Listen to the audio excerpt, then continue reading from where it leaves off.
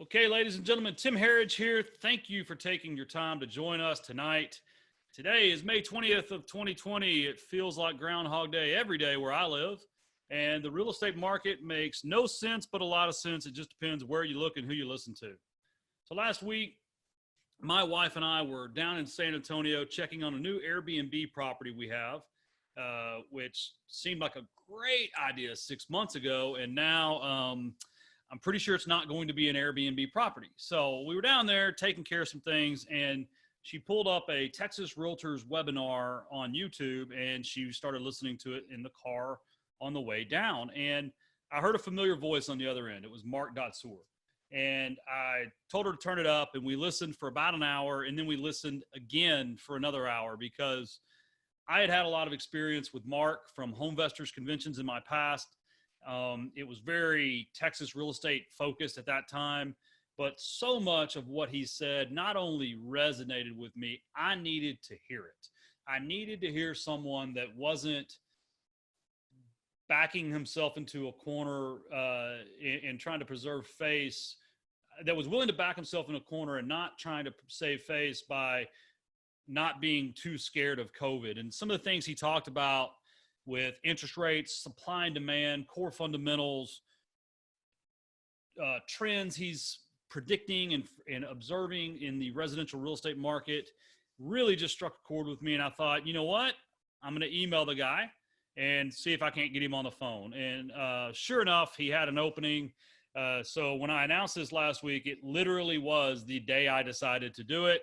I got lucky. I started emailing people, and everyone but one person I asked to be on this call was available. So it really did work out well for me, not only for an event, but also to educate myself and to level set, to take the fear and the emotion out of the current real estate market and the frankly just the current environment we all live in, and to really just try to look at fundamentals, economic principles, and history. Because I think if we get off CNN and Fox News and news in general and simply just look at numbers and math and trends and history, I think we can see that there is a silver lining, and maybe things aren't as bad as we think they are, but there's definitely some things that we need to be focused on. So that said, I put this panel together. Everybody said yes. I was very lucky. And now I will get into the slides. So today, for the next 29, 28 minutes or so, I'm going to talk about the speakers, introduce some of the speakers. I'm going to tell you what I think about the speakers. I'm not going to let them tell you what they think about themselves, because we all know that they're just as smart as I am. At 5:30, Mark's going to join us. He's going to go through his keynote presentation for about 45 minutes, and then he wants questions. So as you're watching and listening to what Mark has to say, please just use the chat panel or the question panel in the Zoom control panel there on your computer and just start typing questions. You can vote for other people's questions. You can upvote the questions. Go ahead and have them full, and then we are just going to blow through the questions. And Mark has said he'll most likely stay on for the 6:30 to 7:30 portion, where Rick is going to take us panelists through our opinions, our beliefs, our experiences in today's real estate market. And then we'll just get into some open Q&A, and about 8 o'clock or so, we can all go back to our quarantine drinking habits. I surprised my liver the other day with water.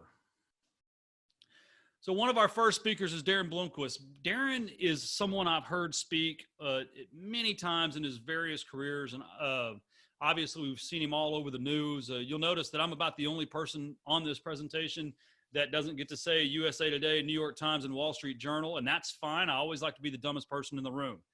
Darren is someone that has an acute understanding of data, and I think at a time like this, data is one of those things that we all need to pay more attention to. So I was lucky enough to get a hold of Darren. Darren, I knew him more from Adam Data Services when he was there, but now he's at auction.com, and he's really spending a lot of time just digesting the markets and the data coming out of the markets, which I think data trumps opinion 100% of the time. And I not mean to say Trump, we're not going to go there. Kathy Fettke, one of the smartest people you'll ever meet, and probably one of the most bubbly, even when we're at a long conference 3 days in. Somehow she can be happy on a stage when the rest of us are asleep. Her history and her track record goes a long way back. She has, I think, tens of thousands of members from across the globe that listen to her podcast and seek advice from her and invest in properties with her. Obviously, you can see it's another one of those Wall Street Journal, CNN folks. And if you follow her on social media, and by the way, you've got to look all these folks up on Twitter, Instagram, and follow them. You'll see that Kathy is almost always on a beach somewhere or the side of a mountain. It's very, or holding a grandbaby, something like that. I really can't tell. I've got you muted, Kathy. You don't get to talk right now. It's one of the few times I get to overtalk Kathy. Ken Chanel, one of my mentors, a good friend of mine, fellow Rockwall resident. I met Ken at the very, very, very early stages of my real estate career. As you see here, he was a trainer with HomeVestors of America. And many of you know that's where I got my real start in real estate in about 2002. The man's more educated than anyone I know, although he doesn't really use any of his degrees for anything other than to formulate new opinions. He has a vast experience in franchising and specifically real estate franchising. And there's no one that I personally know that analyzes people's talents better than Ken. Ken has helped me in every single business I've ever started and I've ever run.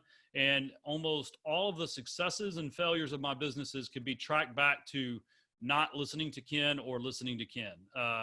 So if you're running a business and you're on this call, I highly recommend you look up Your Living Talent with Ken Chanel. You can take a personality profile test.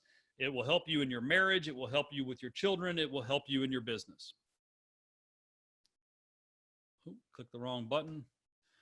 Kevin Ortner. Kevin Ortner is probably the youngest person on this call. I'm not quite sure how old Darren is, but I think Kevin's got us all beat. Kevin is the CEO of Renters Warehouse. Renters Warehouse is the property manager I use. I have only used Renters Warehouse for 5 months, but my Lord, I wish I'd transitioned earlier. He started investing in college. I think he bought a duplex, if I remember correctly, when he was 18. He's a house flipper, as he says, unsuccessful, and he's former corporate pilot. I know a lot of people that work at Renters Warehouse. I personally can give them the highest testament because they manage my properties and they communicate and they share information, and it's just a fantastic organization. Rick Sharga. Rick, I met Rick when he worked at auction.com. He was the chief marketing officer at 10X and auction.com. He's worked at Carrington. He has probably the most distressed asset experience of anyone on this call. And that is one of the reasons that I wanted him on this call, because Rick was on my podcast a couple of weeks ago, and everyone is trying to compare everything that's going on now to 2008, and zombie foreclosures and waves of this and waves of that. And Rick has a real street level view at what is really going on in the distressed marketplace and what he's hearing and what he's seeing, and also some of the government level things that are happening or could happen in the coming months that will make this different than any of us have ever experienced, or could make it just like it, depending what they do. Little old me, former U.S. Marine, intelligence analyst. I'm a house buyer. At the end of the day, that's what I do. That's what I'm best at. That and eating barbecue. I'm a landlord. I have owner finance notes. I wholesale houses. I've started and sold 6 companies. I've started and closed 3 or 4 work. I do suffer from the squirrel syndrome. If there's anything distracting, I will chase it. And that's really where we get off here is talking about distractions, because at times like this, it can be very easy to get distracted. And at times like this, it can be very easy to chase squirrels. At times like this, it can be very easy to bury your head in the sand and not see what's going on around you. And I'm actually going to go ahead and just say it.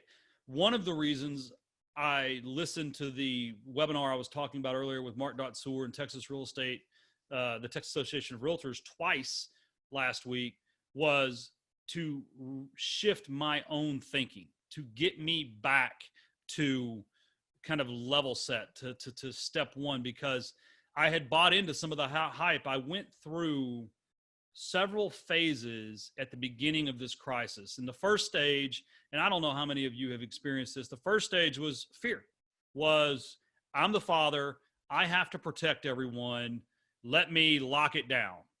And so my kids couldn't go anywhere, my wife couldn't go anywhere. I mean, I was basically, I reenacted my military training of infectious disease and nuclear biological chemical warfare. I was scrubbing them down in the driveway. And I mean, we went through more hand sanitizer and Lysol than any human being should.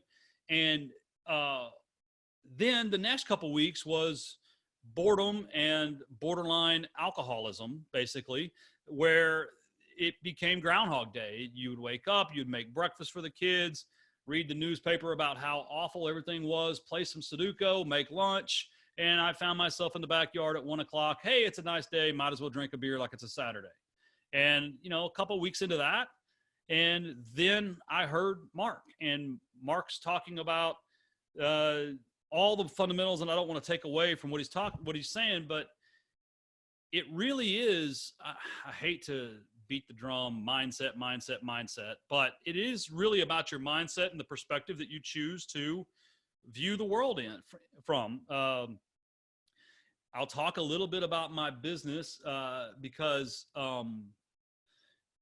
we had 2 flip properties we were working on when all this started. Both of them have been finished, and both of them sold within 3 days for above asking price, and not the COVID asking price. We're talking about the same value that I thought they would sell for in January. And mortgages are happening, and buyers are looking, and wholesale buyers are calling, and lenders are working. So it was just interesting to me. I kind of had to just force myself to say, okay, this isn't going to be the end of the world. We're not all going to be on unemployment and government subsidies.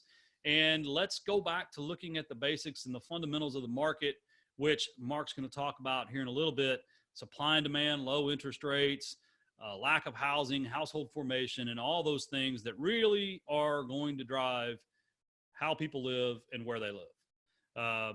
And then our last speaker, who I will introduce here shortly, is Mark Datsur. Mark, the first time I ever heard him speak was at a Homevestors convention. I want to say 8 to 10 years ago. I lose track of the years. And he's the only economist I've ever sat through an hour speech and actually sat there and listened. Most of the time I leave is around the 10 or 15 minute mark, or I go to sleep, one or the other. But Mark has a witty personality about himself, and a really a pointed view. And many people asked me when they were considering registering for this event, is it going to be Texas centric? And I can tell you no and yes. There'll be a lot of things that Mark talks about in reference to Texas, but I don't think people, human beings in Texas, are that different than human beings in California, in Illinois, in South Dakota. So when he says Texas, just hear my state in a market that mimics the characteristics of the properties he's referencing. And Ken Chanel, who's on the call as well, taught me a lot a long time ago about the median home price, 70 to 90% of the median home price. And a lot of what Mark talks about, if you'll just apply it to that metric within your market, I think you'll be pleasantly surprised if you're in this full time. So I have blown through the introductions, and I don't really want Mark to start before the 5:30 mark. So I'm just going to unmute the panelists and let them dialogue amongst themselves. And folks, just say hello. Let's have a little 15-minute fireside chat, and Mark, we'll get started straight at 5:30. Well, that sounds great. Looking forward to it. Greetings to everybody. Hello. Yeah, good to be here. Darren, where are you these days? Are you in California? Yes, I'm in California. Sorry, I was just looking at Creation is Groaning. That's a great title. Yeah, I'm in California in auction.com's offices. I'm not in the office today, obviously, but they're in Irvine, California. So that's where I am. And it's actually went into the office the other day for the first time in a long time. Nobody was there. It was a little bit surreal, but yeah, I think we're going to be a little slower to come back than to open up than Texas, it sounds like. Yeah, my dad is president of relocation for Allegiance Relocation in Virginia, and he said they're really targeting like a July 1 because their corporate headquarters is in New Jersey, and they don't want to open ahead of the corporate office, basically.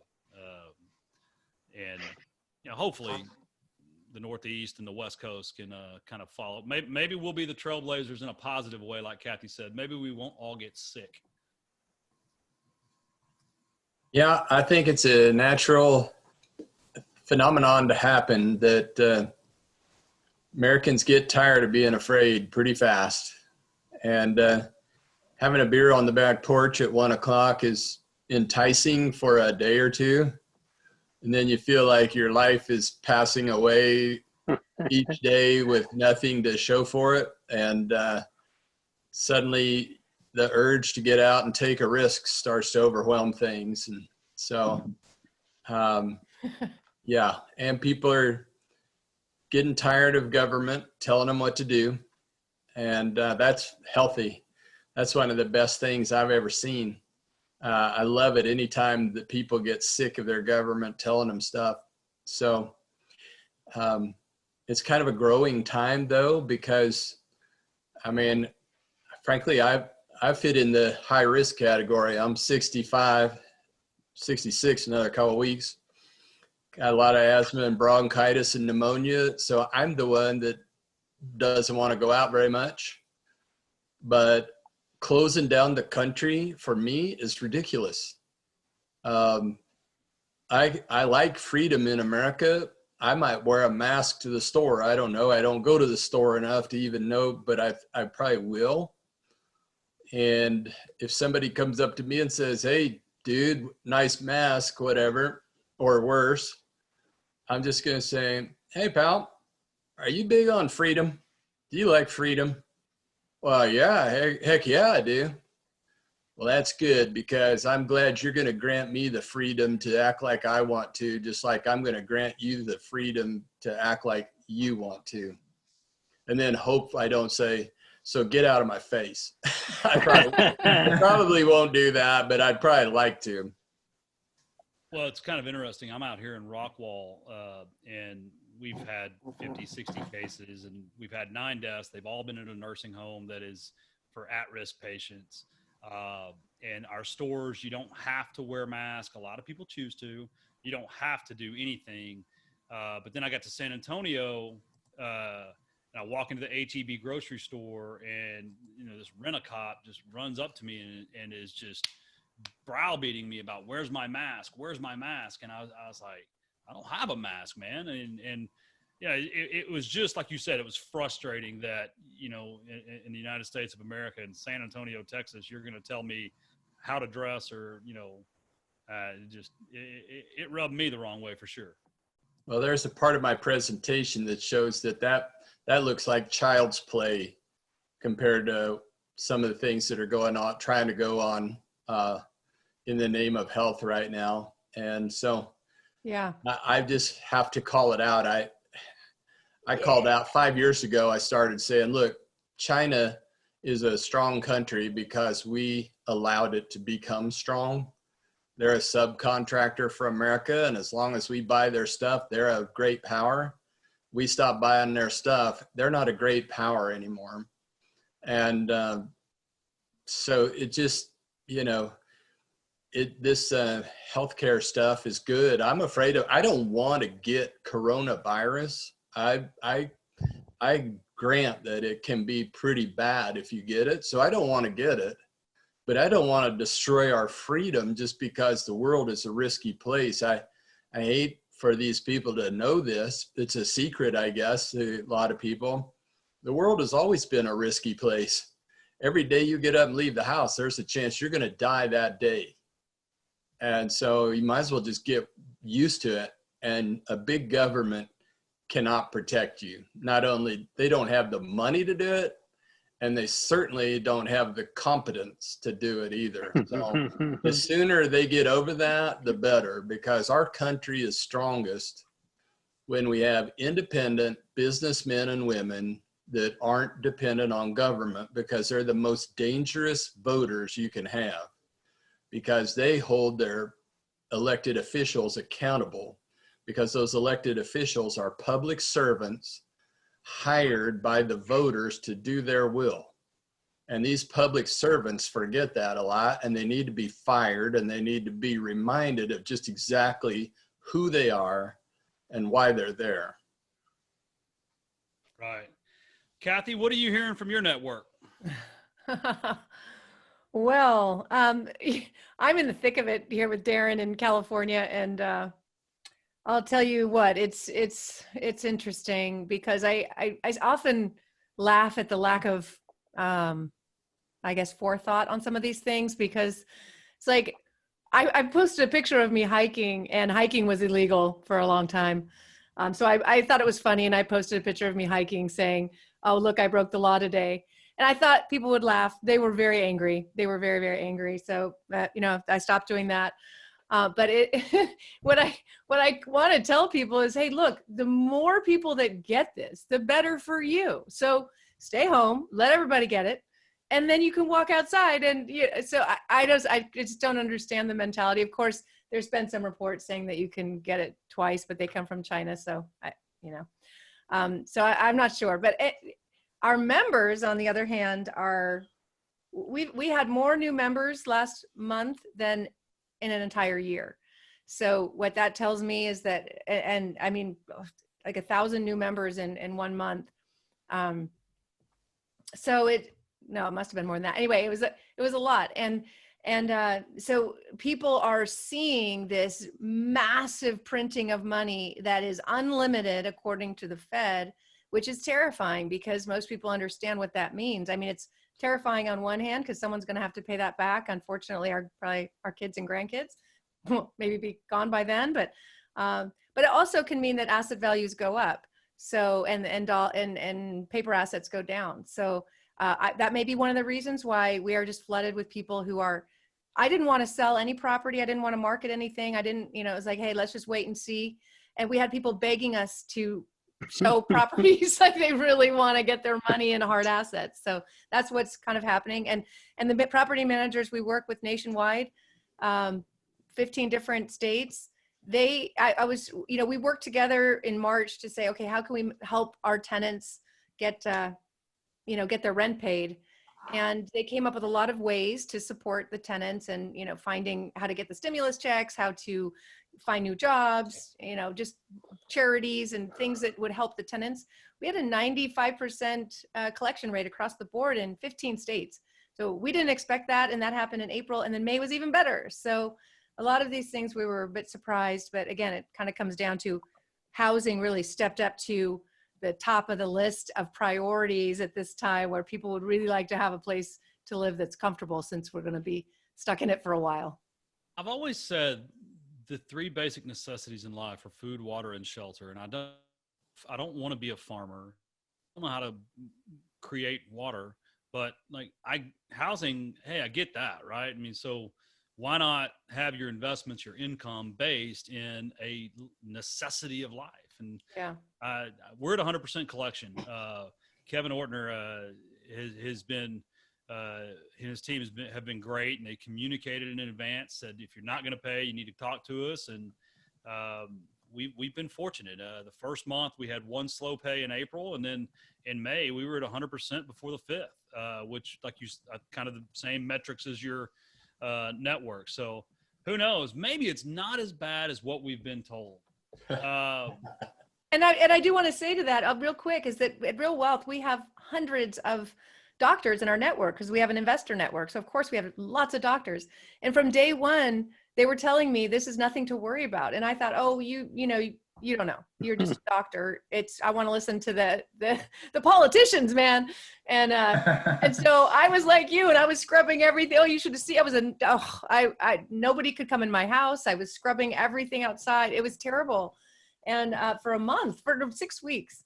And then I thought maybe those doctors who actually treat these things, maybe they actually do know. They were telling me from early on, no one was listening, or they were too afraid to speak out. All right. So I'm about to turn it over to Mark, let him start his presentation. I do just want to say to those of you that are listening, you may be offended. And you may be offended because we talk politics. You may be offended because we talk about big government. You may be offended because we talk about property rights. I had one person today tell me that the panel wasn't diverse enough. I'm sorry. If anything I say offends you, or if anyone on this call offends you, if you're offended, please hang up and just send me an email and I'll give you your money back. Definitely don't want you to be offended, but we're here to talk about private property rights. We're here to talk about the economy. And you cannot talk about the economy without talking about politics, because the politicians drive the monetary policy that affects the economy. So again, we're going to talk about those things. So if you're offended, go ahead and disconnect and send me a note. But with that said, if you missed the introduction of Mark, I'll tell you what, I'm just going to pop back over there. Our keynote speaker today is Mark Dadsor. Mark's an economist. I came across him at the Texas Real Estate Center when he used to run that place, and I met him at Homevestors Conference and follow his blogs. I follow his readings, publications. I follow his opinion pieces. I've been to more presentations of his than anything, because I like people that are no nonsense and don't say things to make friends. They say things because it's what they believe. And he's going to tell you probably several times. He may be right half the time and may be wrong half the time. It's up to you to decide which half to follow. So with that said, ladies and gentlemen, in the most virtual way possible, let's welcome Mark Dadsor. Thank you, Tim. That sounds great. Appreciate it. And it's nice to be with everybody this evening all over the country. I'm not going to really talk about Texas all that much at all. I'm talking about the whole country. I've been doing this. I've probably done 12 of these since 1st of April. So it's not my first rodeo here. My job, what I want to do this evening, is hopefully give you some information to help you and your family make good business decisions. And also, some of you are in a position of advising other people, and I hope to give you some information that will help you be more professional in your ability to advise people. Lots of people are really confounded, really, I guess a good word for it. The economy's complex, always has been, but as we say here in College Station, it's even complexer than it used to be. So there's a lot to work our way through. There's no reason for anybody to get offended. My job's just going to be to lay out the economy and try to help people make good decisions.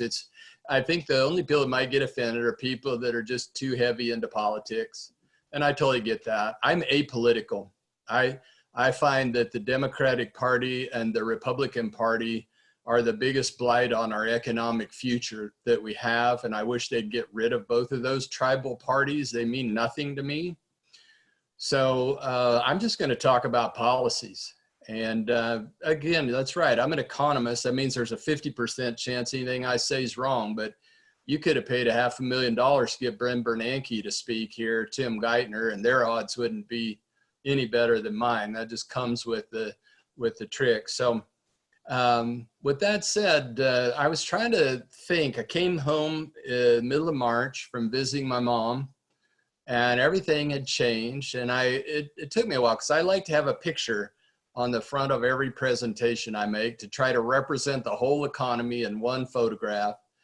And I saw this picture of smoke, and it's just amorphous, and it's hard to know what's in there. It's hard to grab a hold of it. I thought it's a perfect metaphor for where we are now. And then this idea of creation is groaning is, in my mind, a great metaphor. So I'm going to focus my remarks on analyzing the economy as it relates to investing in residential real estate. Back in 2008, when we had the financial catastrophe, at that point, people were talking about buying gold. And I started cracking jokes about it, that if you're even thinking about buying gold, I would recommend you take cocaine, because at least you'll feel good before it kills you. And everybody in the room laughed that day, except the dean of the business school. Deans just don't have sense of humor. They never have. And he found it kind of embarrassing, but all of his big donors told him he thought it was really funny. And I was his fair-haired boy for 5 years after that event happened. But the reason I told people that was, number one, we're not going to have runaway inflation. And number two, if we do have runaway inflation, there's other alternatives to gold, and single family houses is one of them. And so the people, there's probably 20,000, there's probably 50,000 people that have heard me crack that joke about cocaine and gold. And they won't remember the back half of why I said that. But why I said that was, if you're worried about inflation, the best thing you can do as an average person is buy a house in your neighborhood. You know that market better than any other neighborhood. And it is a hedge against inflation. And the reason for that is because the lease is only a year. So maybe you're leasing a house for $1,100 a month, and you have some kind of inflation event. At the end of 12 months, that rent goes from $1,100 a month to $11,000 a month, and your tenant renews the lease because they're making $20,000 a month in salary. That's what an inflation event is all about. Nothing magic to it whatsoever. So that's why I've been super bullish about investing in single family homes for the last decade, since 2008, actually. So if you'll go to the next slide, I would appreciate that. This is what we're under today. I know the stock market's back to near a record high. That's meaningless. What's happened here is it's kind of like 9/11 happened on every city on earth, all at the same time. What happened after 9/11? People were afraid. They were afraid that another terrorist attack could happen tomorrow in their community. So for a period of time, people hid in their house. And I remember watching it happen, because within a couple of weeks, people got tired of being afraid. And I started giving speeches about 2 weeks after it happened. And I said, look, one of two things is going to happen. We're either going to get rid of terrorism, or people will get used to it. Because the American people aren't going to hide in their backyard and drink a beer for more than a couple of weeks. They're going to get angry about it, and they're going to get determined about it. And that's exactly what's happening this time. It's going to be lumpy, and it's going to be uneven, because so you get tired of it, you get frustrated about it, you decide, I'm ready to go out and do something. Well, you might be a little angry too, and so you act kind of stupid at the store and make somebody nervous for whatever reason. But it's just a growing pains. It's a new dance we're going to have to learn. And all of us are going to have to learn by ourselves how to act in this new age. But as I watch people start to come out again, I just look at this and go, I marvel at it. And so here's how it all fell out. The medical system was collapsed first, with the fear that we're just going to be overrun and people are going to be dying in the parking lot outside of hospitals and all of that. And of course, the national media loves a catastrophe. The national media, I have no confidence in any of them. I wouldn't watch any of them. Fox News, MSNBC, CNN, Al Jazeera, Russia Today, they're all propaganda machines to me. I have no use for them. And as a business consultant, I find myself avoiding it like the plague, because you can actually cause yourself damage by what you see on there and become a poor reference for people that are trying to make good decisions. Stick with the Wall Street Journal and talk to clients. That's how I stay informed. I do nothing with any of the media. So the first thing that went was our medical system, and then our personal freedom went out the window. I'm just amazed at what we have allowed our government to do to us in terms of freedom. I mean, to me, you know, if you're out there and going, I don't know if I like you or not, I totally get it. A lot of people don't like me. But here's my bias. My bias is toward freedom and a strong economic future for the next generation. I've learned how to thrive through this one. I'm set. That'd be just Murphy's Law that I'll die of COVID next year after I just was able to quit working and have earned enough money to enjoy it. I mean, that would just be Murphy's Law, but somebody else will enjoy it after me. But I am stunned at our loss of personal freedom, and I'm going to get into details of that in a minute. Then the businesses started to suffer. All of these are groaning, personal freedom groaning, then businesses because of all the obvious things. Then the bond market froze up. A lot of people were not aware of this happening, but on March 17th and March 18th, our bond market froze up every bit as bad, if not worse, than it did in 2008. And that's when the Fed started rolling out program after program after program.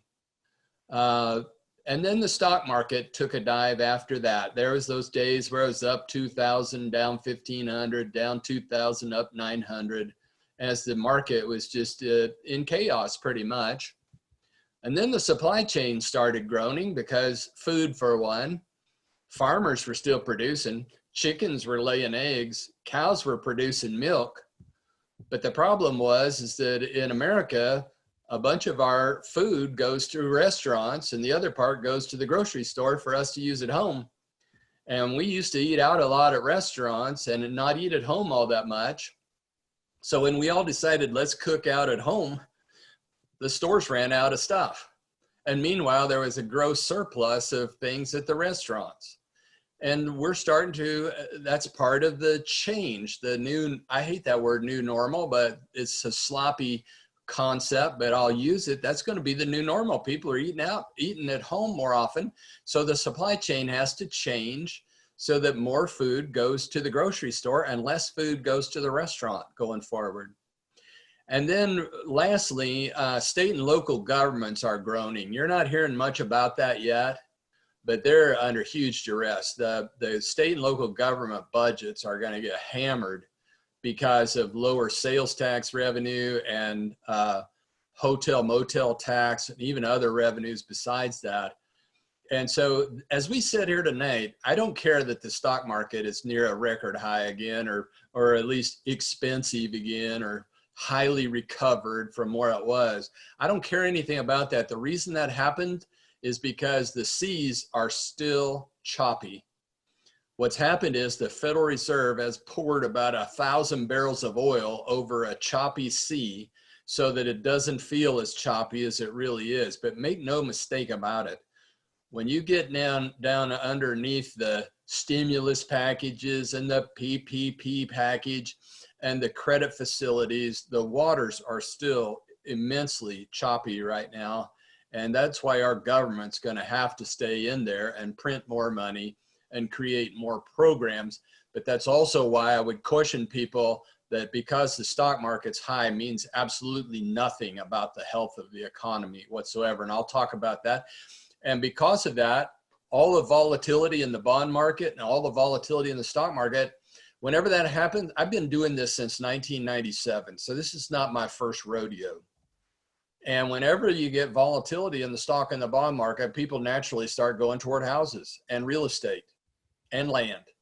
And so when the young lady was telling us just a few minutes ago about how many people are calling to look at homes and all of that, doesn't surprise me at all, because I guarantee you, if a person had $1 million they just got from an inheritance and they had a choice between the stock market, the bond market, and real estate right now, a lot of them are going to choose real estate.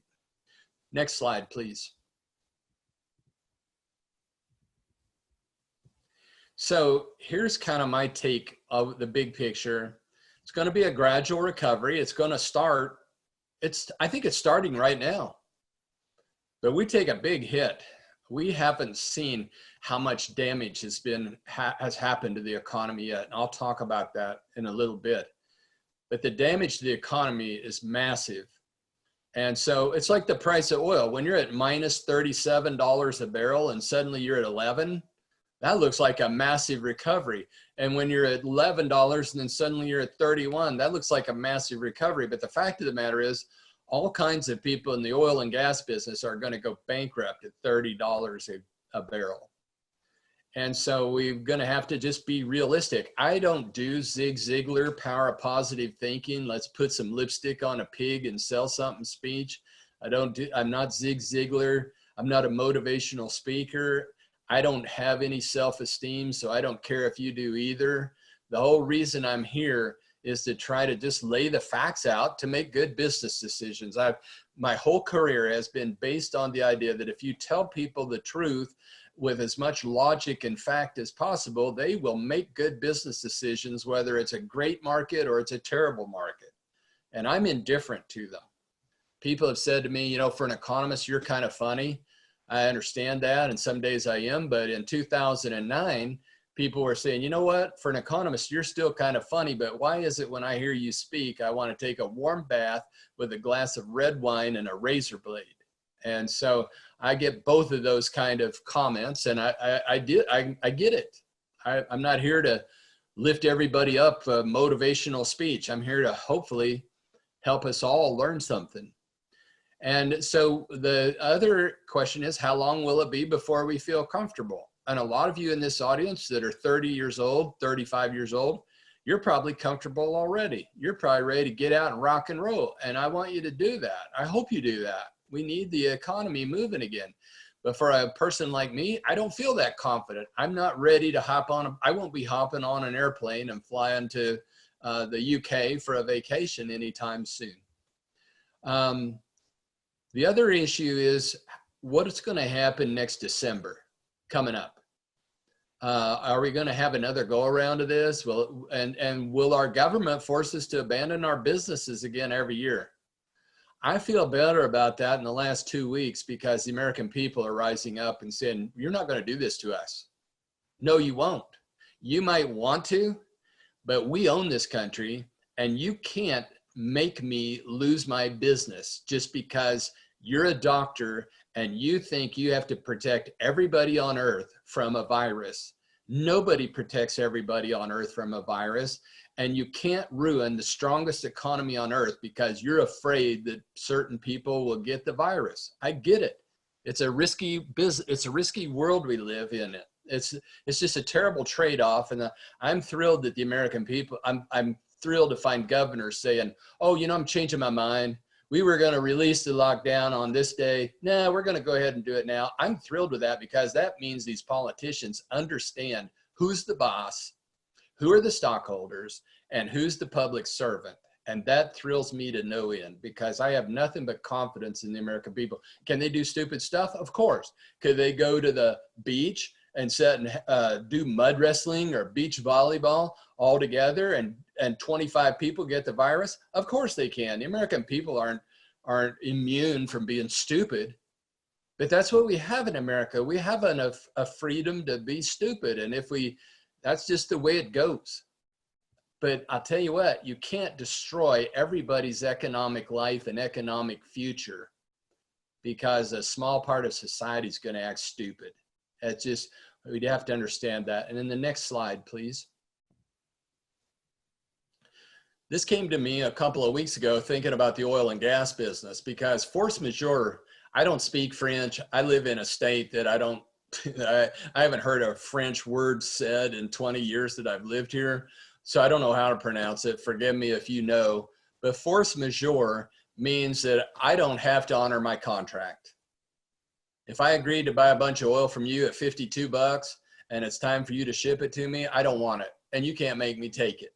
It's an act of God or something else. And so combine that with what our government's done about encouraging people not to make payments on their mortgages or not to make payments on their rent, the value of a contract in this country has never been worth less than it is as we sit here today.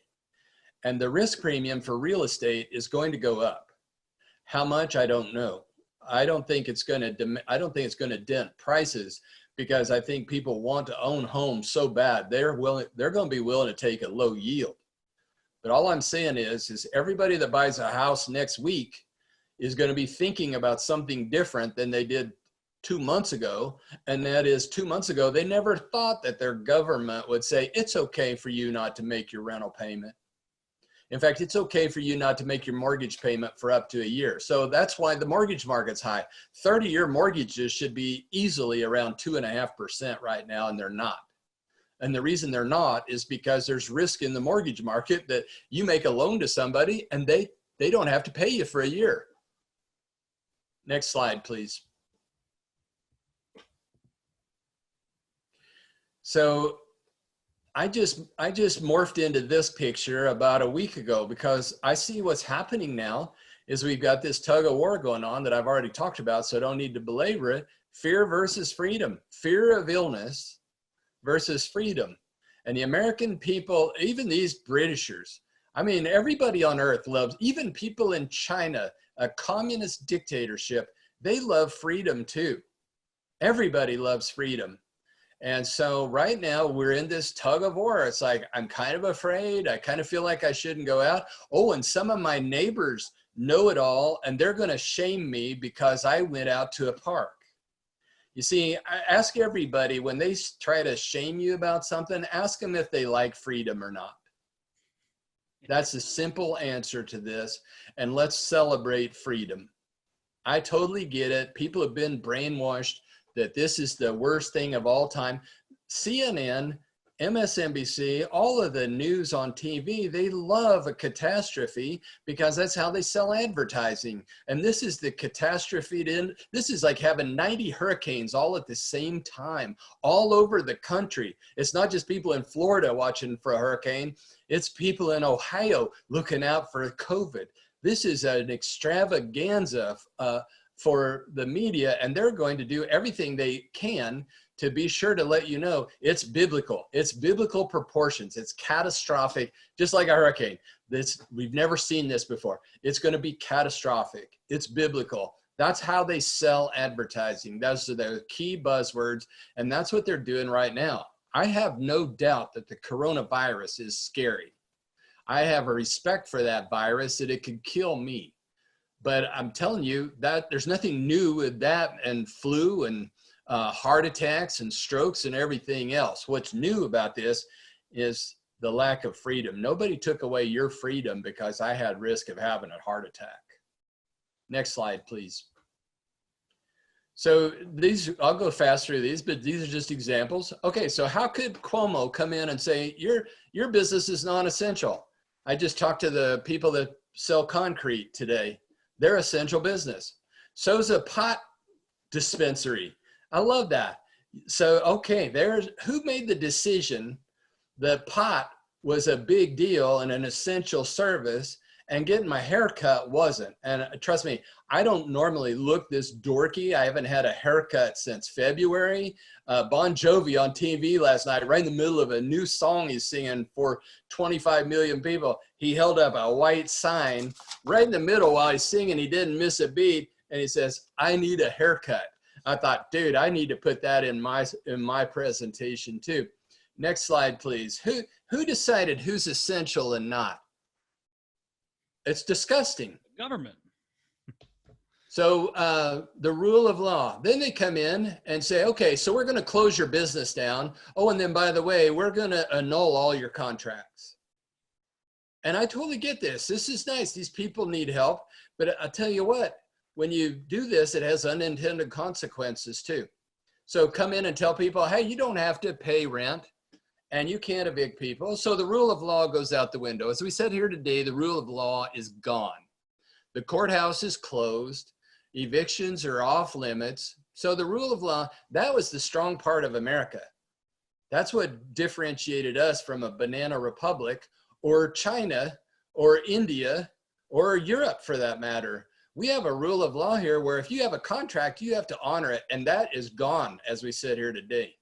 I hope the American people demand it right back, because it's fun to live in a country that's the strongest on earth, that has a rule of law, and living in a third world country where a government can dictate your life. That isn't any fun at all. I hope we don't do that. Next slide, please. Okay, I'm going to read you this one because this was stunning to me. That man up there is the head of the health department in Ventura County. I watched the video. I don't do Facebook. I don't do any anti-social media. I go straight to sources before I believe anything. And here's what he goes. He goes, okay, we're going to start testing and we're going to find more people with COVID. And then we're going to start contact tracing. And this is his words. We're going to hire thousands of people to act as contact tracers. We'll find every one of their contacts and we will make sure they're quarantined. And people who live in homes where they could expose family members would be moved into other kinds of housing provided by the county. If they live in a home where there's only one bathroom, we're not going to be able to keep that person in their home. You know what he's saying? He's saying if you work for a construction crew, and there's 8 of you out there and your livelihood depends on this, and one of you gets sick, then all of your construction crew is going to be quarantined for 14 days, and they're going to take the mom or dad away from the house and put them in a hotel. And I heard this guy say, oh, and we'll put them in housing, and then we'll provide for them. We'll provide for them food, and we've got your back. And I'd love to hear the mayor of Ventura County say, how are you going to pay for that? Yeah, right. So this has got to stop. I don't know what this is. This contact tracing thing makes sense in a certain kind of way, but to quarantine people and put them out of business and ruin their business and ruin their lives because they got sick, there is something grossly wrong with this. Right. It just gives me goosebumps. I can't believe I live in a country where this is happening. Next slide, please. And so here's the fundamental question that's going to slow down growth. These are byproducts of government policies. Government does their best, I think, to try to do the right thing, but it's hard to do the right thing and they make a lot of mistakes.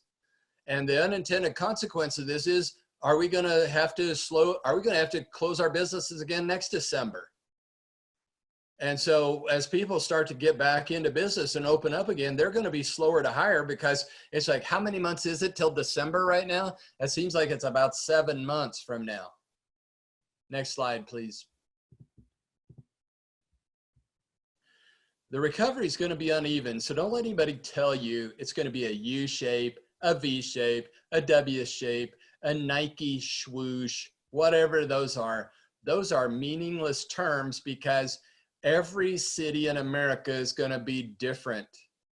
So if someone asks you, if you're a consultant, if people are buying houses along with you or asking you questions about buying houses or the stock market or anything else, telling them you think it's going to be a V shape or a U shape is adding absolutely nothing to their ability to make business decisions. These are my takes on things. There's going to be more warehouse space because we found out that just-in-time manufacturing doesn't work. When you have a sudden surge in demand, the products are gone off your shelf. We're going to have more demand for open spaces in the suburbs. If I could short sell, if there was a financial instrument to short sell the urban vibe, I would be buying that in spades. The urban vibe just isn't near as fun as it was 3 months ago. So I can see people moving out to the suburbs. I can see people moving to smaller towns, 40 minutes away from the urban metro area, because I could see their boss saying, you know what, I can measure your productivity now. You can work from home. I want you to come into the office on Monday for a 3-hour staff meeting, and then I don't want to see you until next Monday. I just want you to stay home and work. And so you don't have to live in a downtown area where you have to touch an elevator. How are people going to get to work in New York City with spacing, whatever they call that? How are you going to space people out that way? They're talking about using a reservation service for the elevator. Won't that be interesting to use your elevator app so you can get a reservation so you can be one of 3 people that get on the elevator over the next 45 minutes? I mean, this isn't going to work. it's a great idea, but in practicality, great ideas are neat in a vacuum, but when it faces reality, reality always overwhelms a great idea. I've convinced that the Federal Reserve wants us to have 2.5% 30-year fixed rate mortgages. I'm convinced that they would like that to happen because it'll totally jumpstart the housing market. It will cause prices to go up. It will cause construction of new homes to go up. And right now, the 30-year mortgage should be about 2.3%. Because if you go back and look at the charts, the 30-year mortgage on average is 1.75% over the 10-year Treasury. The 10-year Treasury was about 65 basis points for the last week or two. It's probably up a tiny bit, but it doesn't matter. 65 basis points, and then you add 1.75% onto that, that's about 2.4%. Under normal banking conditions, the 30-year mortgage should be 2.4 today, and it's 3.3. And you ask yourself why? And the reason is because your government has screwed up the mortgage market. Nobody wants to buy them. There's nobody buying mortgages except the Fed. That's why you have all these programs, because nobody wants to buy anybody's bonds right now. That's why the Fed is buying them all. What do you think would happen if the Fed decided tomorrow, or Congress told them, you know what, Fed, we're not letting you do that anymore. You can't buy bonds. We're going to remove your ability to buy bonds. Our financial situation would collapse in a day. So I'm convinced that mortgage rates are going to go lower, even if the Fed has to step in and say, you know what, I understand these mortgages are risky. I know the government screwed them up and added a lot of risk here. So you know what we're going to do? We're going to make loans. We're going to make mortgage loans direct to the consumer. We'll take that spread of 1.75% over Treasury, and we'll make a lot of money on it. And we don't care if you don't make payments for a few months, because that's what Congress said you could do. It's going to be difficult for convention cities. So San Francisco and San Antonio and New Orleans and Orlando and Chicago, all those, nobody's going to have trust me, I live in hotels doing these things. I do 50 of these a year. I've done almost 1,700 of these since 1997. I live in hotels, and nobody's going to hotels. And I don't think anybody's going to go to hotels the rest of this year. And so my clients in the fall haven't canceled yet, but I'm switching totally over to these webinars. I have one scheduled in late September that hasn't canceled, and a half a dozen of them in October that haven't canceled yet, but I don't see it happen. And I guarantee you, if universities decide they're not going to let students come in the fall, and there's no college sports and arenas are not filling up at all, I'm guessing there won't be any conventions either. So it's going to be hard on those towns. You see, that's not going to be a V-shaped recovery for those cities. These are going to be slow. Same way with cities with big airports. I've listed them there for you. Same thing with cities and states and regions that are heavily invested in the oil and gas business. None of those businesses are coming back anytime soon. And companies that don't get the government handout. I saw this the other day. Your government approved a couple of $1 trillion in grants and loans to businesses. Well, guess what? Nobody's taking them.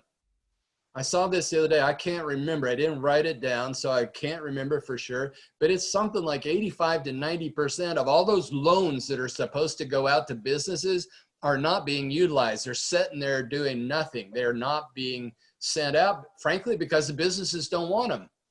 And why would a business not want them? Because they want to file for bankruptcy and they want to lay off people. And so this is how capitalism works, gang. And when things are going up, businesses and entrepreneurs hire people. And when you have a recession, that gives businesses an excuse to fire people and close facilities that are underperforming. Movie theaters, all the rest of this here, vacation destinations, sporting events and concerts. You can see here, this is how it's going to fall out. It's not going to be V-shaped for everybody. It's not going to be Nike swoosh for everybody or W-shape. Each city is going to be different. So if someone asks you the question, what's the shape of the recovery going to look like? An honest, useful answer is it's going to be different for every community based on their job base going forward. Next slide, please. Okay. Here's another thing we're going to have to watch out for, because everything's blamed on COVID now. This is what I can't get over in my mind, is why are doctors getting compensated extra when they check off the box that it's COVID related? Why are hospitals and other people medical people getting extra compensation if they check off a box that says a death is COVID related? This is what really scares me. This does not make any sense to me at all. And how these doctors that speak up a little bit suddenly aren't in the media anymore. I don't know what's happening here, but I know that's a fact. And the other thing is, what happened to all the strokes and what happened to all the heart attacks and the normal stuff that geezers like me die from on a normal basis? What happened to all that? And so I don't have I've never had confidence in the national media, because I know they're propaganda machines selling advertising. But I don't have any confidence in our health system anymore either, because I don't know what this is all about. But to get special compensation to call everything COVID, where am I coming from with this slide? Because anytime you have a recession and a business has bad news, the CEO will tell the company, it's like, look, okay, we got some bad news. We're going to have to tell our shareholders and the investing public that something bad happened in our company, and we're going to take a big hit on our stock price. Well, when they do that, the CEO says, all right, if we're going to do this, I'm not going to have a leak of continuously bad information for a couple of weeks. We're going to throw out the kitchen sink. We're going to tell everybody everything that's wrong with our company and how we're going to fix it. And so this will not be COVID related, no matter what the media tells you. This is normal business. You close plants that you don't want anymore. You fire people that you've been wanting to fire for a couple of years. And so that's going to be a normal part of the recovery. That's the beginning of the recovery in this country, when businesses do what they need to do. And guess what? When some company goes bankrupt, another company comes in without the debt and starts doing the same services and providing the same goods that the old company did. It's healthy, and it's what needs to happen. Next slide, please. So I'm going to switch now to the bond market. On May, I didn't even know it was happening, but on March 17th, I started looking on my TD Ameritrade account, and preferred stocks had always sell around par value of $25 a share. Often they might go up to 26. On a bad day, they might be 24. They were selling for $13 a share. I looked at that and I went, what is going on? And I looked at about 20 of them, and they're all selling at various discounts. Instead of 25, some of them were 19, some of them were 16, some of them were 13. That's called a freeze up in the market. That's called when a bunch of people want to sell and there are no buyers. That's why Jay Powell came out and said, we will print unlimited money and we will buy every bond. And there's your list right now. They're buying the treasuries, they're buying the mortgages, they're buying municipal bonds. And this is a new wrinkle now, they're buying corporate bonds. And the wrinkle gets even worse, because not only that, but they're buying junk bonds and AAA rated CLO tranches that are filled with high risk loans. So if you think the Fed isn't desperate, there's your answer. They are desperate. And that's why Jay Powell keeps telling Congress, we need more. The last 2 weeks, we need more. We need more. We're putting oil on the water here. And so this is what the Fed is trying to avoid. Go ahead and go to that. Sorry. That's fine. I've been thinking about this in the back of my mind for 5 years. I haven't spoken it about in speeches, but I've been waiting for a big recession to happen, because what the Fed is trying to avoid, and so the Treasury is as well, is a debt jubilee. That's a biblical concept, and I'm not a Bible scholar, and I don't memorize anything, even my own phone number half the time, let alone my wife's phone number. The fact of the matter is, in a debt jubilee, it's like every 50 years or so, people go back and whoever they owe money to, the debt is forgiven and their land is given back to them. And that's what's trying to happen in our country and all over the world right now. Next slide. And the Fed's doing everything they can to not let this happen. Individuals have too much debt, businesses do, and governments do, and they're having a hard time paying it back. That's why the Fed's so desperate to get inflation, because they need a strong economy to grow to pay this debt back. And the Fed and our Treasury are determined never to let this global bankruptcy happen. Next slide. So what happens when you have a recession or a black swan event like this? The debt can't be repaid. So what do? We tell people you don't have to pay it back. No problem. Don't make your payments on your house for up to a year. It's okay. You don't have to make payments on your rent either. It's okay. And here's the government response. We'll lower interest rates so you can borrow more money, but it'll be cheaper for you to loan it. And we'll make you loans when nobody else wants to. That's what's happening right now with all these bond facilities. And we'll even print money and give it to you so you don't default. We call that helicopter money, where you just print $1,200 and give it to people. Next slide. Here's why they can't let it happen, because the stock market will collapse, so will the bond market, so will the housing market, businesses will fold, and pensions can't get repaid. So this Jubilee deal is a big deal. That's why the Fed is nervous about it. That's why Bernanke and Paulson were nervous about it in 2008. That's why Jay Powell and Mnuchin are nervous about it right now, because they don't want to see this happen. Our stock market, our bond market did collapse. On March 17th and 18th, it was dead. But they've rejuvenated it now with all these programs, and the stock market was ready to go that way too. And so when you live in an environment where your stock market goes up when bad news is horrible, and it goes up because they think that means the Fed will print even more money and lower interest rates even lower, that is a fake economy. Next slide. This is why I like houses. You see why I like houses? Yeah. Because the rent of the house right next door to me, if I owned that house, that rent is not dictated. It's not propped up by a government at this point. So what happened? Here's what you got to watch for. Some of you are probably worried about runaway inflation because you're worried that the federal debt might go to $30 trillion this year, and it might. But I'm not worried about that yet. In my mind, that's for another night. But in my mind, 48 trillion is my magic number. When our federal debt, which is 24, gets to 48 trillion, I'll start telling people, I think you need to worry about it. And how you'll know it is basically all of these things I've just shown you. But the big key is when people go to the bank and take their money out and send it to another country, and the US dollar starts to fall. Let me ask you this. Would you consider taking your money out of a bank these days? I'm talking to the whole audience. Would you consider taking your money out of the bank these days and taking it to another country? Which one would you take it to? India or China or Germany, where you get negative interest rates, or Italy or Japan, where you get zero interest? The answer is there's nowhere to go. If you show the next slide, please.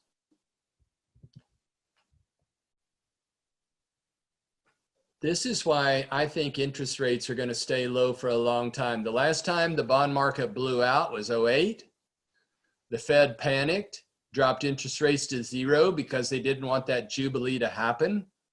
And I didn't know how long it stayed at zero till I made this chart a couple of days ago. 7 years.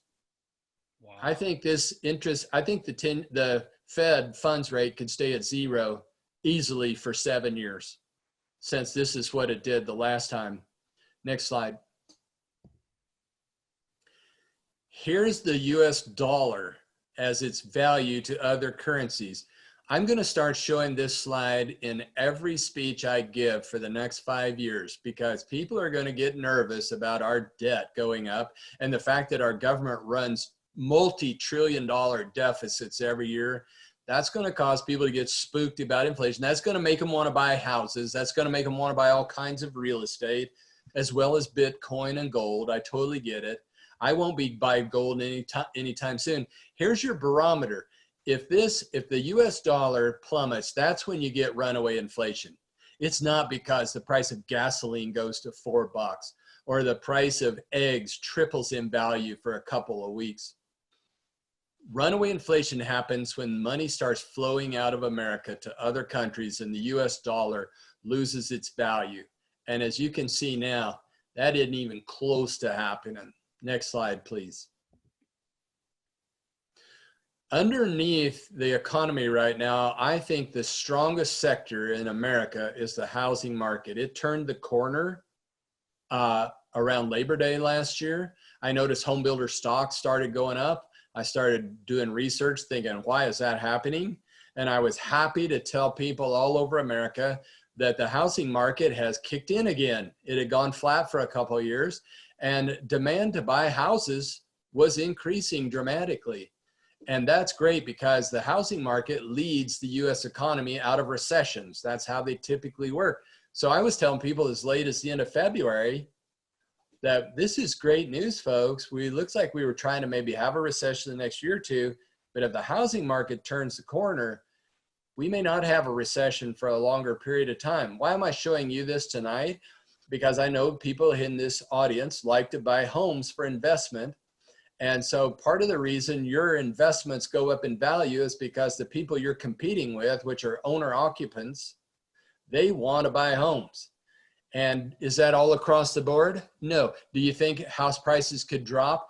Definitely could. Again, here's the thing about it. If somebody asks me about the outlook for home prices, I'm going to say there's no reason that home prices have to go down, period. There's not enough supply.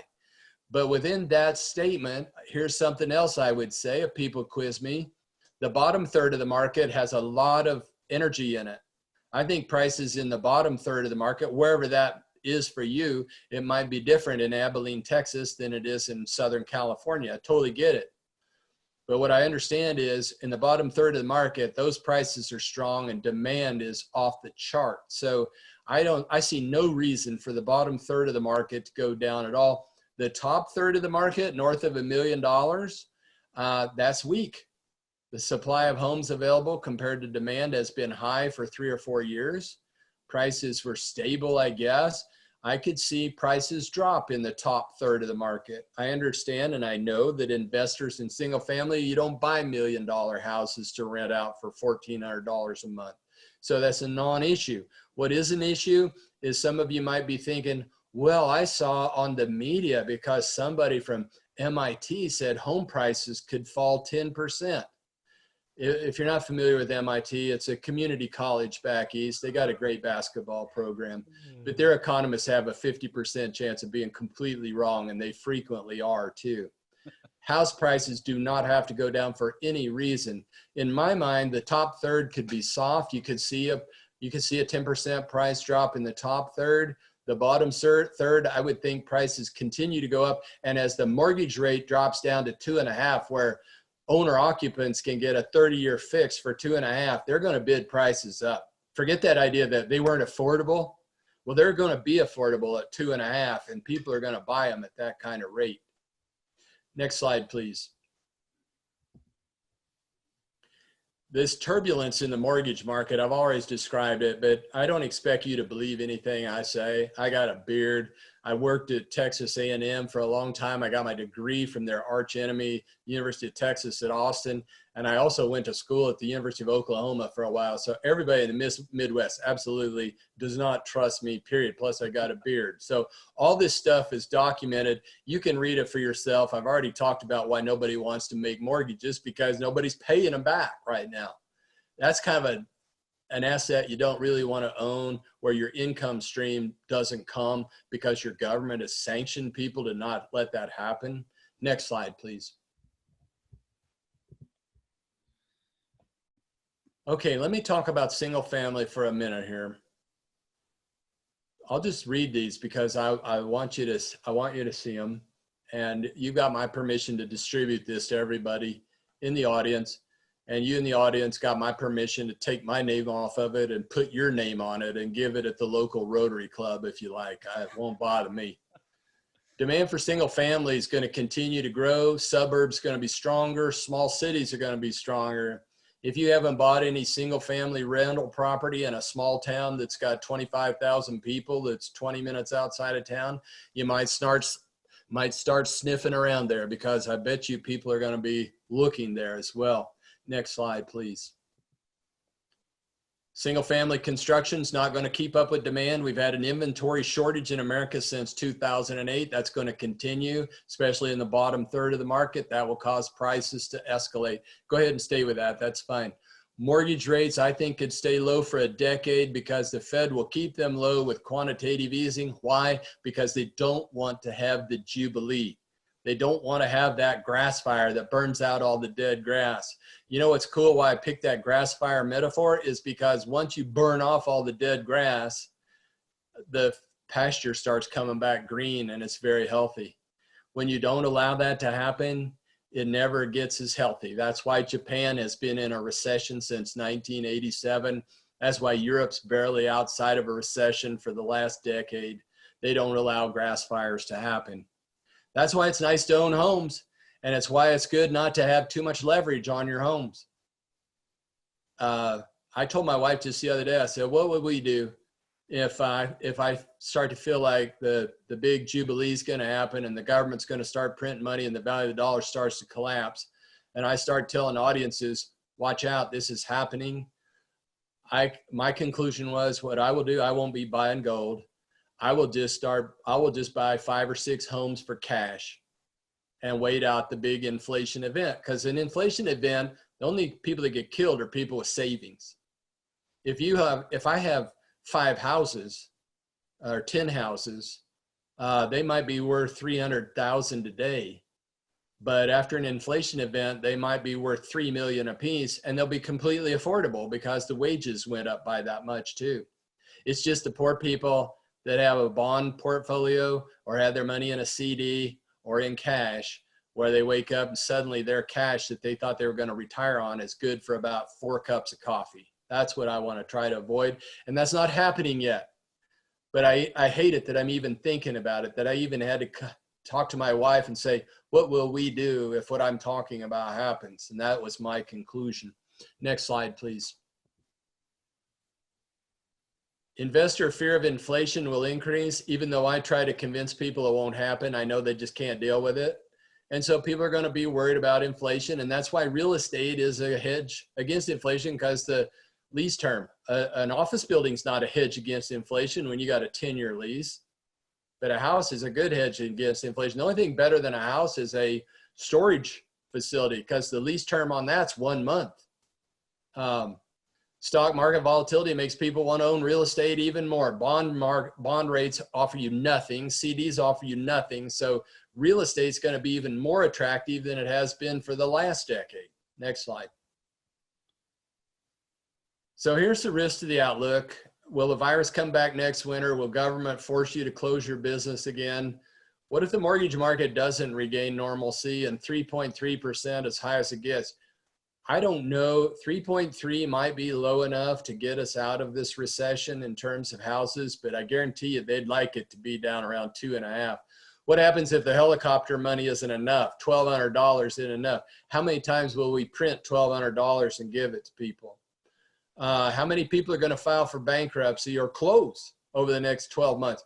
The amount of bankruptcies and closures is going to escalate dramatically here as soon as June happens, where all these people that got these forgivable loans, the PPP, payroll protection thing, if you keep your people for a certain number of weeks, then the loan is forgiven and it's just free money. What's going to happen the day after that loan is forgiven and your restaurant can only operate at 50% capacity, or your hotel or some other small convention related business? What's going to happen the day after that deadline is reached? Here's the other one. Will banks and the Fed be treated well in 2021? Bernie Sanders and Elizabeth Warren, they don't like banks. There's nothing, I mean, that's a free country. I'm not Republican or Democrat, could care less. Fact is, they don't like banks.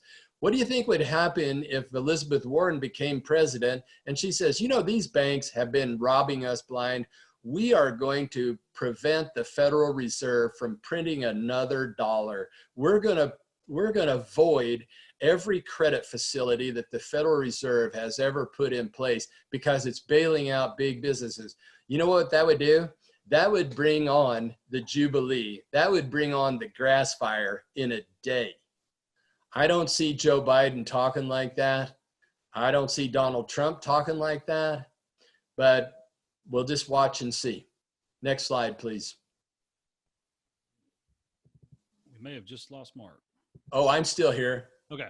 Can you hear me? Yeah, I lost you. We may have, I don't see Joe Biden. Oh, Joe Biden's not on there. I don't have pictures of politicians. They make me angry looking at them. I just doesn't feel good during the day having to look at that. Is that my last slide? Because yeah, okay. So what I want to say is, you know, people ask me, hey, Mark, do you have any final remarks, something you'd like to say? And I like to end with this because this is why I'm bullish on America. I'm bullish on America even if we have the Jubilee. I'm not going to own any bonds. I'm going to be out of cash if I have to. Right now, I'm in CDs. That's it. I own commercial real estate through TIAA CREF, and the rest of it's in CDs earning 3% down to 1.5% between now and the end of the year. I don't trust the stock market one iota, and the bond market's got nothing to offer. Why am I bullish about the future? Because I know Americans, and Americans will go back to work and they want to spend money. This is the cool thing about America. We don't tolerate deferred gratification, period. And that means if we got money, we're going to spend it. If we don't have a job, we'll get tired of a handout after a while and we will go back to work. People were going back to work in droves before this virus happened. And so it's just like 9/11. We're either going to conquer the virus or get used to it. Either way, people are going to go back to work. They're going to go back to spending money. They're going to go back to the park. They're going to go back to taking vacations. It might be very different from what it was in the past, but what will not be different at all will be the American desire to have freedom and enjoy life. I'll bet every dollar I got in my retirement on that concept. So with that said, that's the end of my prepared remarks, and I'm happy to field some questions. This is my second presentation today, and I can tell I've been talking too loud. Right. So, but anyhow, I'm fine. Just, yeah. So I will start with one question. It says, what should investor mortgages be today? One of your slides said the risk premium for all real estate investments will go up because of rent moratoriums. What are your thoughts on that? Yeah. Okay. Well, two thoughts. Number one, the Fed would like interest rates on everything to be way lower than it is now. They'd like to push it as low as they can. But with that said, investor loans are what it's a loan to an investor, but it's also a loan made by another investor. And that other investor is viewing that loan with a lot different eyes than they did 3 months ago. Because let's just say I'm the guy buying the mortgage. I'm the guy making you the jumbo loan or the loan to buy a duplex. I'm looking at you now and I'm thinking, do you have enough reserves? Can you last long enough if the governor of your state puts a moratorium on and you don't get any rent payment for 3 months to a year? Can you manage that?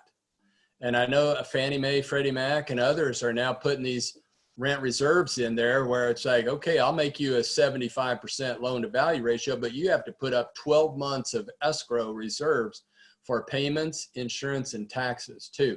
And I'll give you that back after 2 or 3 years. So I think the pressure will be upward on investor loans. Right. So I see a couple people have their hands up. If possible, please type the question so I can read it, but I'll get to the hands later. So Mark, next question is, how do you think tightening lending qualifications will impact, Sam, I don't think you really finished the question. Higher FICO minimums, more reserves, et cetera. Okay. Well, if we're talking about single family mortgages, it's going to make it harder for people to get a loan. And so I can see that happening. I can see a tightening of credit conditions. That's why I said if the Fed gets scared enough, and if they start to see some of that prairie grass fire happening, some of that Jubilee trying to burn, I think within 5 minutes, they could be making direct mortgage loans to the American people. And I know anybody that's with the Fed would say, that's impossible, pal. That we would have to have approval from Congress to do that. And I'd go, so? Your Fed chairman is already asking for approval to buy stocks. What's the difference between her asking approval to buy stocks and asking to make direct mortgage loans?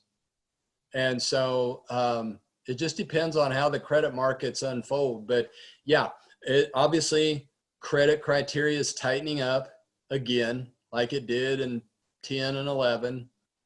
And so it's going to make it harder. So that's going to increase demand for rentals. People want to live in a single family home that they can rent just because they don't have the down payment, or the FICO score requirements have gone up. All of that's going to be bullish for single family rental going forward. Right. So Tracy has a question. It's regarding credit reporting systems in this environment. What difference do low interest rates make to people who have fallen late on bills, that were not furloughed, or that have lost jobs and are still unemployed? She said she literally had a 30-day late, drop her score 77 points, one late to chase this month during this pandemic. Say the first half of that question again. What difference do low rates make to people who have fallen late on bills? Okay. Yeah. That's a whole different matter. Low rates are irrelevant. And see, that's one of the problems with the Fed, is the Fed has legal limitations to loan money only to solvent businesses. So if your business becomes insolvent, suddenly you're not going to be a part of any Fed credit facility at all. And I guess that same logic in my mind would apply to a person that wants to buy a house. If you get late on your payments or late on your rent, that's going to show up on your credit score, and that's going to make it harder for you to get a mortgage. Might be harder for you to even rent an apartment. Now, what's likely to happen is Fannie Mae and Freddie Mac are liable to come out and say, you know what? Those were the rules we had last week. Those aren't the rules we got this week. If you got late on payments for 3 months, and if you tell us without any proof at all it's COVID related, then we're going to waive all of that. We're just going to wave some pixie dust over it, and suddenly you're going to be allowed to buy a house, even though you missed 3 payments. See, this is why I made such a big deal about the Jubilee and the grass fire. I can't overstate how fearful our government and governments all over the earth are of that happening. And if they have to change rules, they will change them in a day. All it takes is for Powell and Mnuchin to go to Congress and say, would you like every pension fund in this country to go towards zero in the morning? Just go ahead and do this, and don't take our advice. Our advice is to print money and buy bonds to keep this mortgage market afloat, and Congress will do it. All that has to happen is the stock market drops another 15,000 points in a matter of 3 or 4 days, and your government will be buying everything. And keep in mind, 50% chance I don't have a clue what I'm talking about. I love that disclosure. I'm going to have to start using that. Someone said the general public cannot grasp or believe there will be no inflation, so that means gold prices should increase. Major banks are calling for $2,000 to $2,500 an ounce. Why is gold not a good play right now?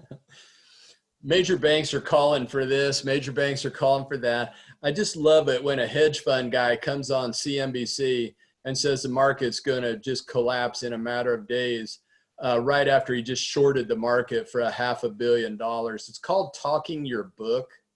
That's an old phrase that's been around as long as I've been alive. That's what you do. You short something and then you go out and make a case. That's been going on for 200 years actually in financial markets. You tell everybody gold's going to go up after you've bought a ton of it. And then once it gets up to a high enough price, then you go out and say, oh, it appears that gold is kind of, we didn't imagine it would go up that fast. It's kind of over its skis. It's going to go back down again. I don't fall for any of that junk. Yeah, okay. You gotta kind of understand what causes inflation. Somebody asked me that in a Q&A the other day. Won't all this money printing result in classic inflation? There is no such thing as classic inflation. Inflation happens when you have too much demand and not enough supply. And so right now we don't have any demand. Nobody wants to buy anything, and a whole bunch of people don't have a job. And so they're not going to be out there. What kind of product is there going to be excess demand for? There was excess demand for toilet paper for a while. What happens all of a sudden? You jack up supply and there's no excess demand anymore, and the inflationary pressure on toilet paper goes away. Same thing with eggs. Well, egg prices jumped up for quite a while there, and they're back down again. So to have inflation, of any kind, you have to have excess demand and not enough supply. And so you tell me what product. I will say this, the only thing I know of, and I'm not here to sell single family rental homes. I'm here to talk about real investment decisions. I could care less personally if any of you buy a single family home ever. It means nothing to me. But I'm telling you the logic of why you want to do that, because it's the one asset that does have a limited supply.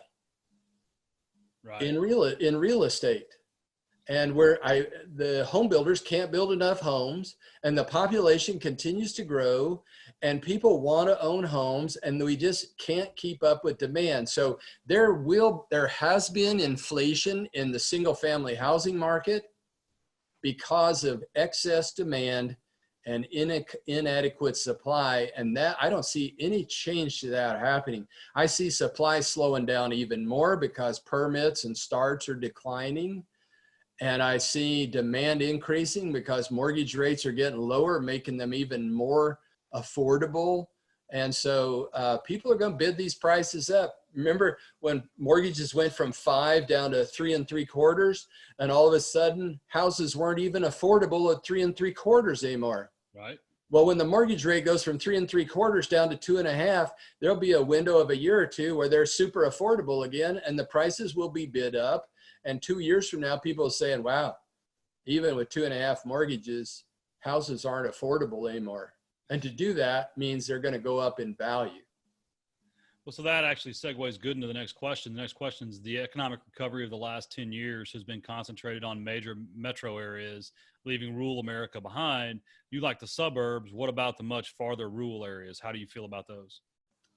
I learned about 18 years ago to not give speeches in rural America because the outlook for rural America has been bad since the 70s, and nothing has changed. Unfortunately, we have mechanized agriculture to the point where one person with a tractor can do the same job of 100 families that were doing 12 acres at a time. And so when you look at population trends, here's how it works. Think of some rural town in your state. People there, the old people still live there because it's their home and they love it. But the retail's gone. Maybe there's still a bank. Hospital's probably gone. School's trying to close. Everything's trying to leave, and all the kids left because there's no jobs there. So what happens is, as the older people that continue to live there, as they die, their wealth is taken out of that county and redistributed to their children in other counties. So what happens is, I will use a Texas example here because it's on top of my mind. Midland, Texas, for example, out in West Texas. There's a small town outside of Midland called Andrews. Well, Andrews, there's no reason to live in Andrews unless you loved it there. And the people in Andrews, as they get older, they move to Midland because that's where the healthcare is. And the young people move out of Midland to Dallas or Houston because that's where the big jobs are. So there's a migration out of Andrews into Midland, and then from Midland to Houston or Dallas. And so that's just been happening relentlessly for the last 30 years. And I don't think it's going to change. That's why I said demand for small communities within 40 minutes of an urban area. The jobs are going to be in the urban area. It's just that an employer might say, you know what, I don't care if you come to work every day, just once a week.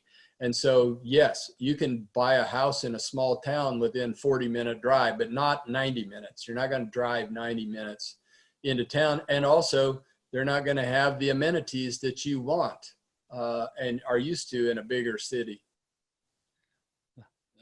Unfortunately, I think you're right. I mean, my great-grandparents sold their 10,000-acre cotton farm in Arkansas, and sure would like to have that back, but nobody lives there anymore.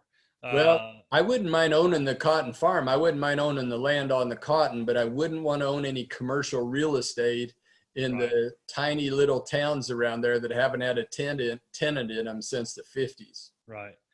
Well, so we're past 6:30 now. Thank you for that presentation. It was really good. Like I told you on our call on Monday, I'm going to bring these panelists on, and we're going to talk about what you've been talking about. you're more than welcome to stay on as long as you'd like, and they may want to argue about things. Who knows? Hey, absolutely. It's a free country. So if anybody disagrees with me, that's totally cool. I love freedom. And if you got an opinion different from mine, I totally get it. Doesn't mean anything to me. I learn stuff all the time. So I'll stay on for a while. I got to admit, my wife made chicken enchiladas, and she's going to make margaritas after this. So Oh, my marginal propensity to stay on the line diminishes, but I got at least 15 minutes. I'd be happy to just visit. I won't chime in. I'll just sit and listen. I'm going to shift the last question to Rick Sharga, and then Rick, I'll kind of sit back and let you drive the dialogue, if you will.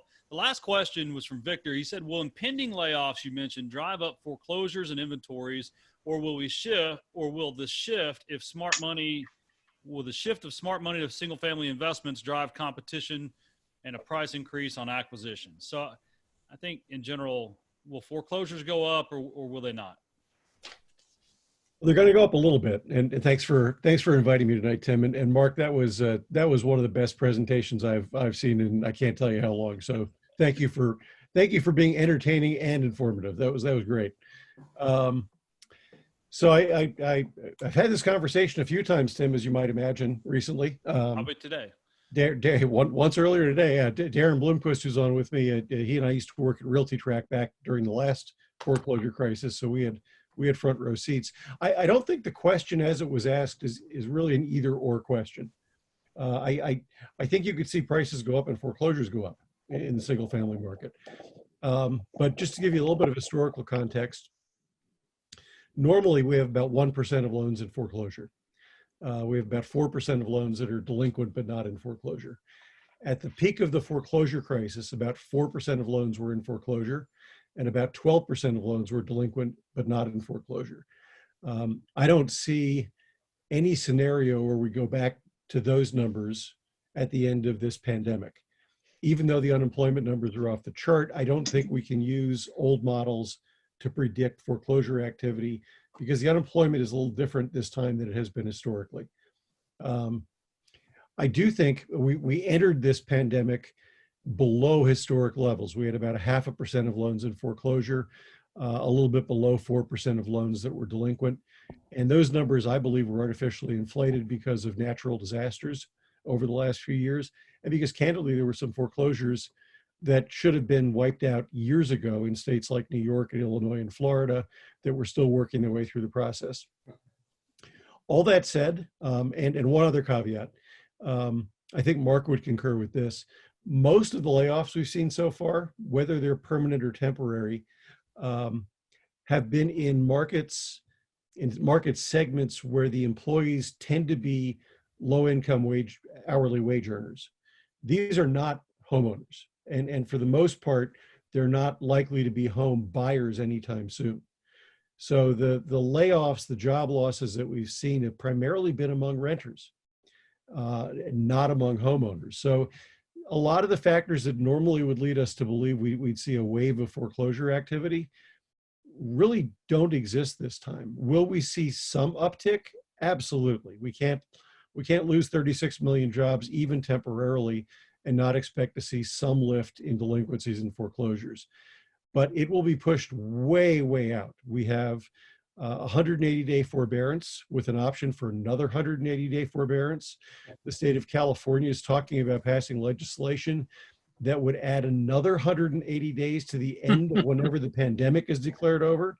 And then in California— Sounds like a jubilee. There's your jubilee.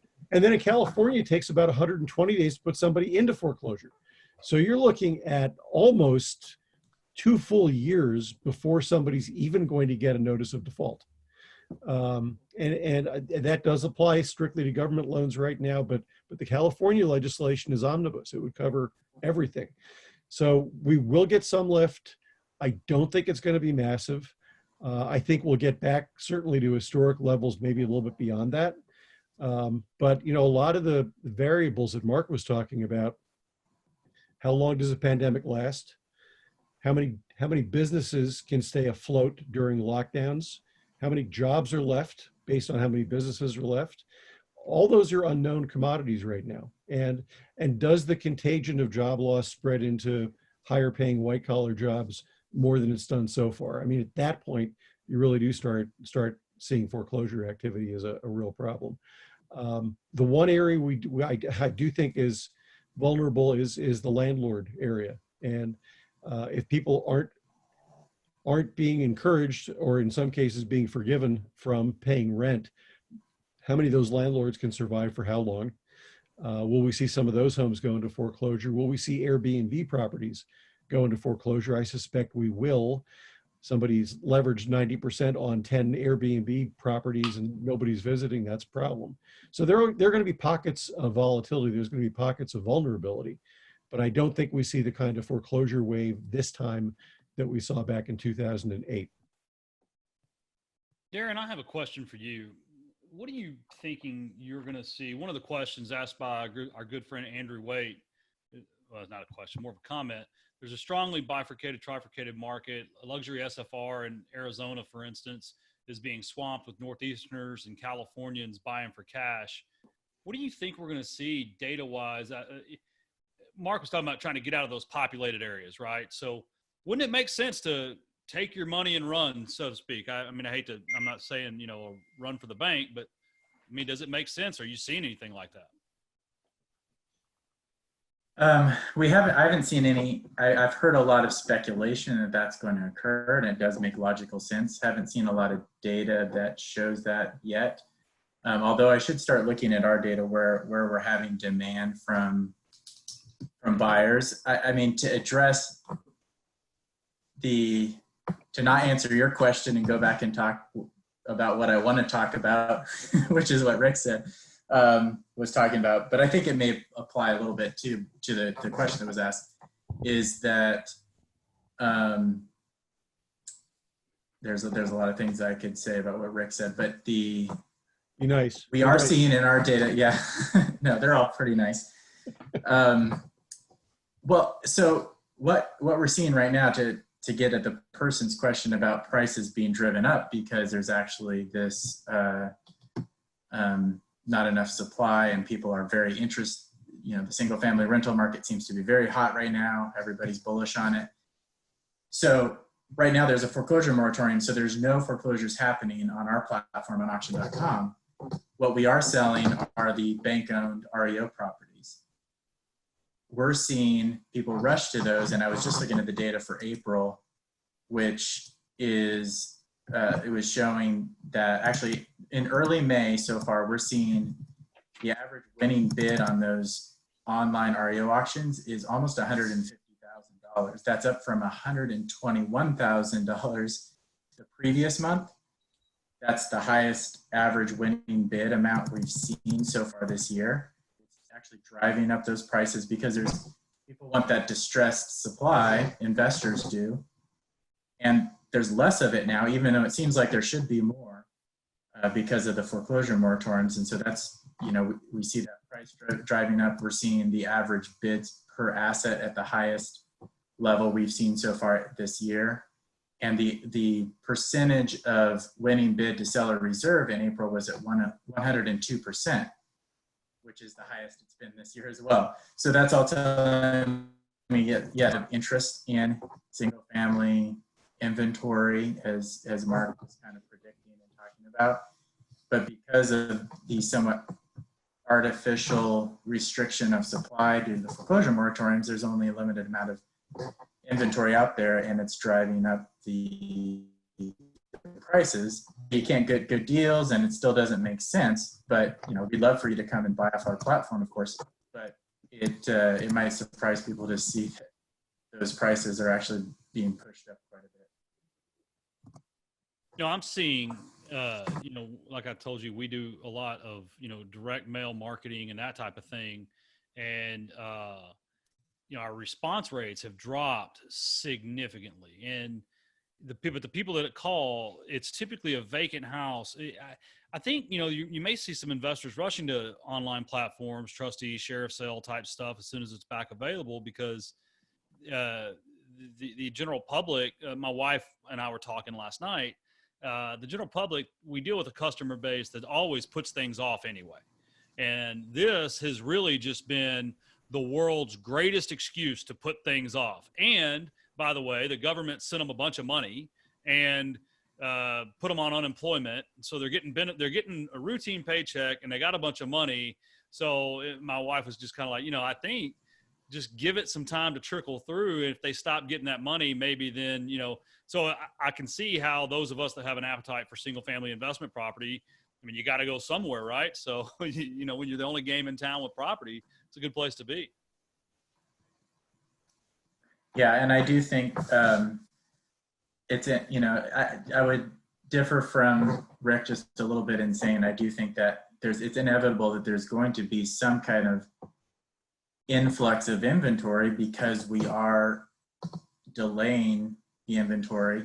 And yes, this forbearance is pushing out a lot of the inventory, but not everybody is going to forbearance. It seems like everybody should go into forbearance, but not everybody is. And so there are a certain percentage of loans that are delinquent that are not in forbearance. In fact, we're hearing somewhere around 80% of our clients' books are that were delinquent before the crisis are not going into forbearance. And so those loans, right now the moratorium is delaying that, but those loans will, once the moratorium is lifted, even though forbearance is still in place, those loans will start coming back online in terms of foreclosure, going through the foreclosure process. And the longer we wait to bring those back online, the more that they will build up, and we'll see an influx of inventory there. So for folks. So knowing the media, right, that'll be a definite great event for them because it'll be, foreclosure activity jumps 700% month over month. It's like, well, yeah, but there were none last month. So yeah, went from 2 to 10. But you just said something I really want to pick on. What are your customers? Are you hearing that it's going to be a waterfall event or a watershed event? Are they going? Are the people you're talking to? Are they going to rush to clear the books? Or are they going to wait to clear the books? I think it'll be more, if I'm understanding, you're thinking more of a waterfall event and more of a wait to clear the books.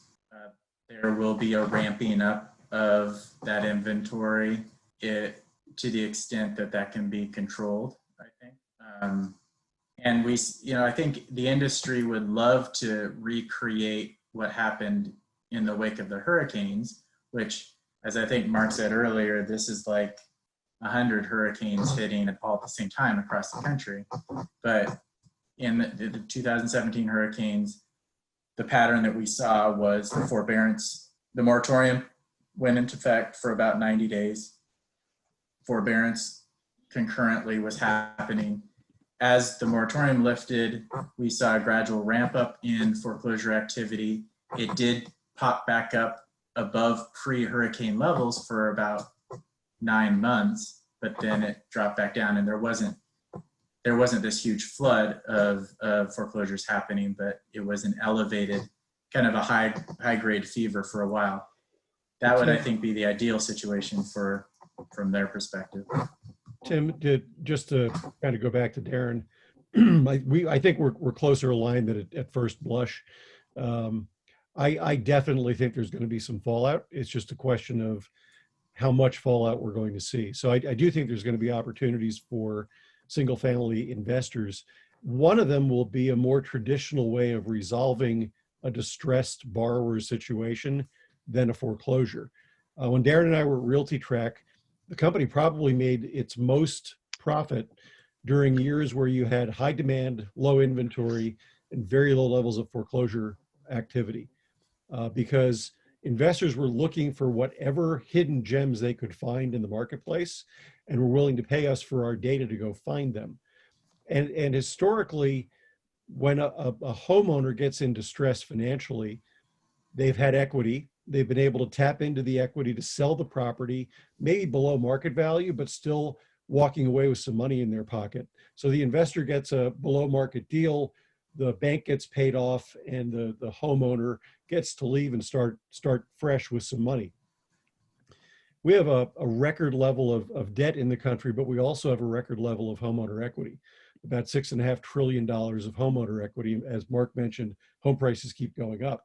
So that's building on that equity. I would submit that one of the reasons you won't see a ton of foreclosures is because a lot of people, especially given a year's worth of forbearance, will find a way and find time to sell the property before they lose it to a foreclosure proceeding. So you still have a homeowner moving out. You still have an opportunity for single family purchase, but it won't necessarily be executed through a foreclosure proceeding. And I know Ken's organizations have had people and franchises buying those kind of properties for forever. It's the people that need to sell rather than the people that just want to sell. And I think you're going to see more of those at the end of this pandemic. One quick point about the forbearance program. We're looking at about 8.16% of all borrowers taking advantage of the forbearance program. The doomsday predictors before this, we're talking about 25% of borrowers taking advantage of it. And if we were going to get to that number, you'd expect to see a more linear progression from April to May heading into June. And in fact, what we saw was a spike at the end of March and beginning of April. And every week since then, we've actually seen fewer people raise their hand and take advantage of the forbearance programs. To get to that 25% range, you'd have to triple the number of people that have taken advantage of it in the first 2 months. And there was a survey done by LendingTree today, which is really scary, but it suggested that over 80% of the people that have taken the forbearance program, I know this will be a big surprise, didn't really need it. In most cases, they opted in because it would help them with their cash flow, but they could have afforded to keep paying the mortgage as it was. So there's even a question, and who knows if that's accurate, but there's even a question about how desperately, what kind of desperately bad shape a lot of the borrowers in that forbearance program really are, or if they're just taking advantage of a loophole in a fairly generous program. Well, I guess we'll see. Hey, Ken, I wanted to pitch the next one to you, bud. Following, I love Mark's comparison of this to 9/11 because that's really what it feels like. And, Ken, that was when HomeVestors was really just kind of going, and the next 7 years was a great 7-year run for all of us. And then 08 happened. So why don't you talk a little bit about what you think investors will be doing for the next 5 or 6 years?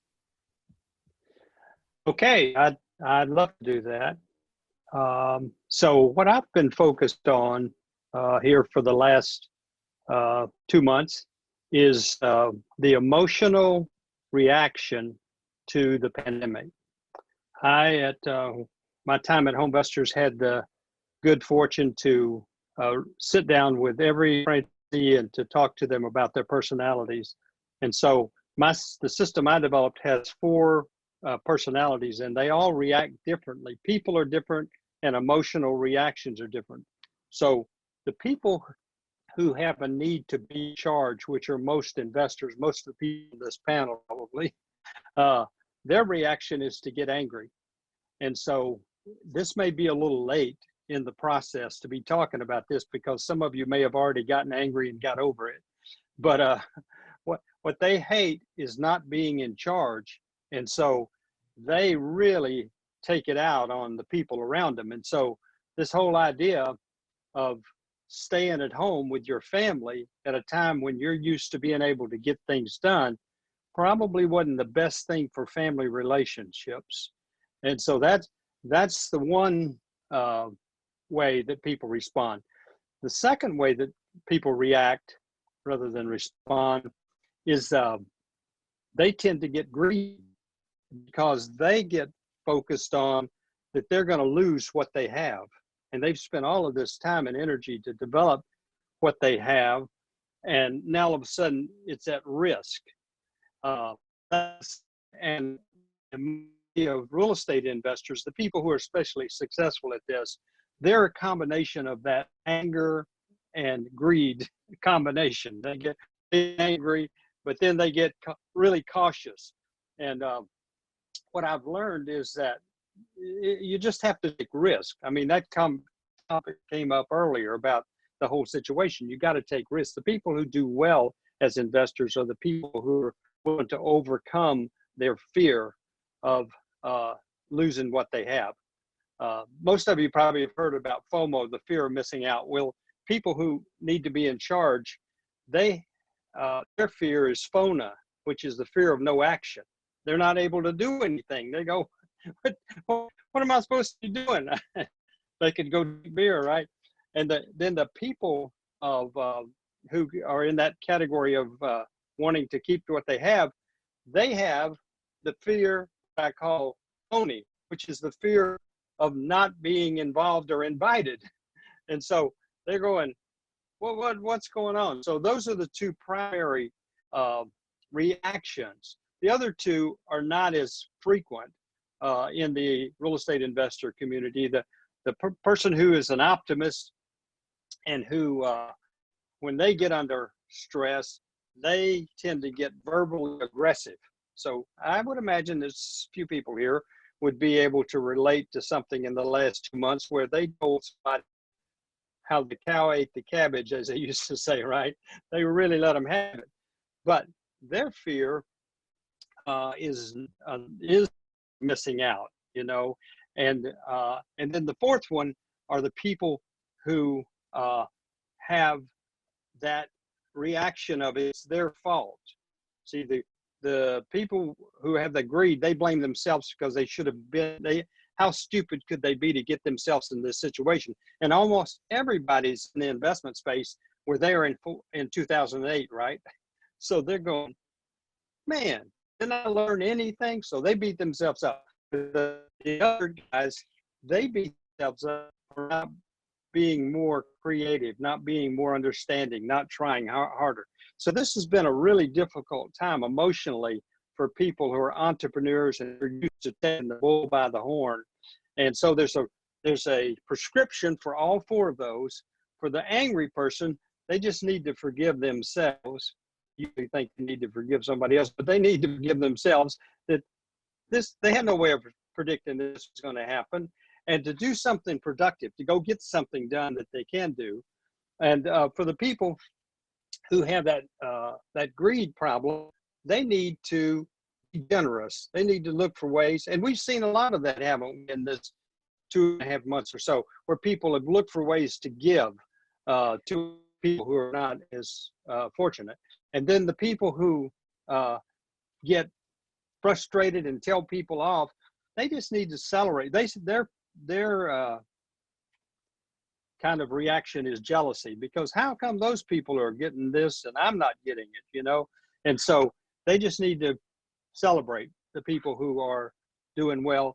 And then the last guys, they just need to come up with alternatives to that guilt, to realize that it's not really something that they could have done, because nobody could have done anything about this. I've always said to David Hicks the whole time we were doing the 09 to 17, we had an 8-year run there. I said, the only thing that I'm worried about, I'm not worried about a recession. What I'm worried about is terrorism. Well, this turns out to be the greatest terrorist act in our lifetime. Whether you call it that or the reality of it is, it's what it turned out to be. Right. So just giving yourself permission that there really is something you can do. There's some people you can go connect with. That's what the optimists are all good about. There are things you can come up with, creative solutions. I kind of came up about the toilet paper. The toilet paper and the gloves and the mask and the staying home. People reacted different. The Reds bought the toilet paper because they thought they could sell it and make money. They go, hey, there might be a player in this, right? Right. The Yellows bought because they wanted to give it to their friends, and they were in a store and they saw people buying it by the carts, and they go, wow, I'm gonna be left out on the toilet paper. And then the Blues, they bought it because they came up with ideas of way to use it. They were going to use it to divide a room so they could have 2 different rooms and be separated.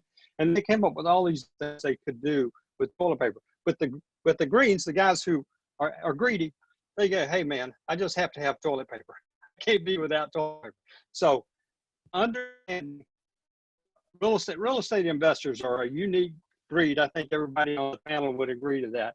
And understanding how they react emotionally goes a long way to helping you and them and your families. That's what's really important, because I'm convinced all real estate businesses are really family businesses.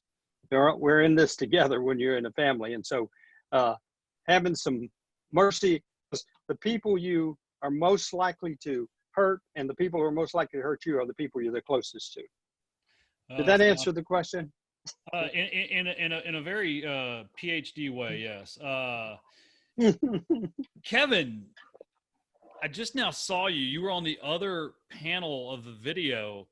Congratulations on having the best backdrop. I guess that's what it's like when you're in Minnesota in the summer.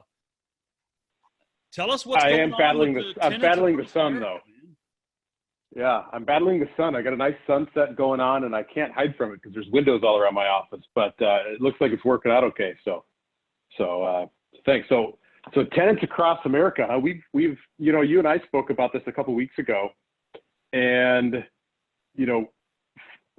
we manage just over 22,000 homes across the country in 40 markets. So we have a pretty good look at the demographics of what's going on across markets, different cities, income levels. And we've been really pleased with what's been happening in the single family rental space. We were in March, when the markets really started to close down, cities started to close down, stay-at-home orders, people were talking about these rent forbearances, et cetera. We were obviously really concerned for our clients and our business and make a lot of preparation for that. And in April, we collected, our collections were just under 2% of what they normally were, 2 percentage points. So we collected about 96% of all rent in April, and we're ahead of that pace in May. So I think that's really showing that the single family rental world is, it's a strong asset class. Yeah, I think it's different residents than what's in some of the more multifamily space. And things like that. So rent collection has been really good. We've been really impressed to see that. And when it comes to just rental prices, things like that, we saw a huge decline in March, again, as things started to shut down. And, I think to Mark's point a little bit earlier, how Americans, it's in our DNA that we just don't stand for this stuff too long. It was maybe 2 weeks into all the shutdowns and the stay-at-home orders before we saw activity just pick right back up. And we're not quite where we should be for a May market right now, coming into a hot spring market, but there was about 2 weeks of big declines and before it really just started picking back up, and people were out looking at homes, trying to lease properties, things like that. So activity's good. We're leasing houses fast. There's a ton of demand. I think there's still pent-up demand from people who didn't look to move in the end of March, beginning of April, and things moving fast. So, people who are investing in single family rental, everyone's seeing that. We're definitely seeing it across the country, and we're feeling good about what things are looking like. My only question is how long this lasts, and how that's obviously going to play into it. Come the summer, if we don't really start getting back to work.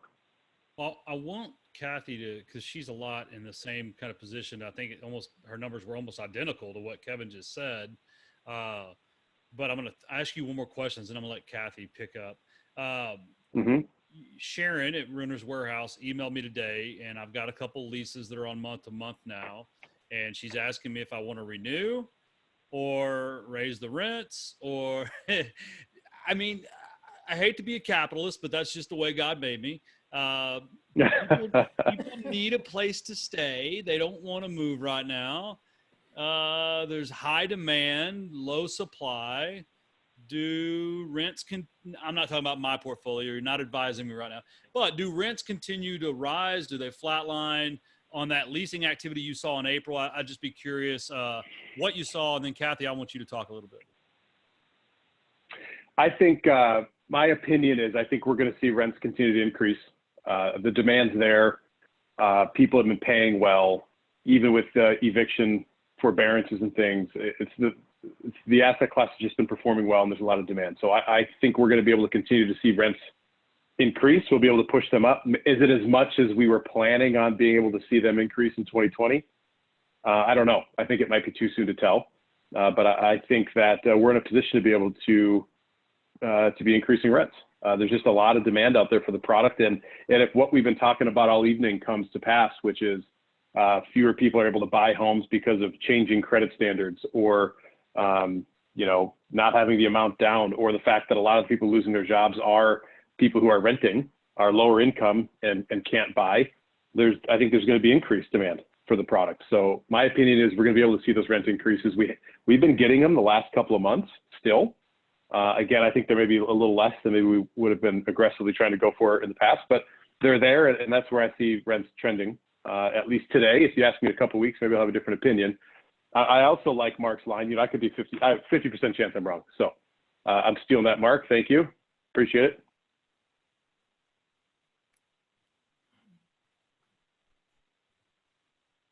Oh.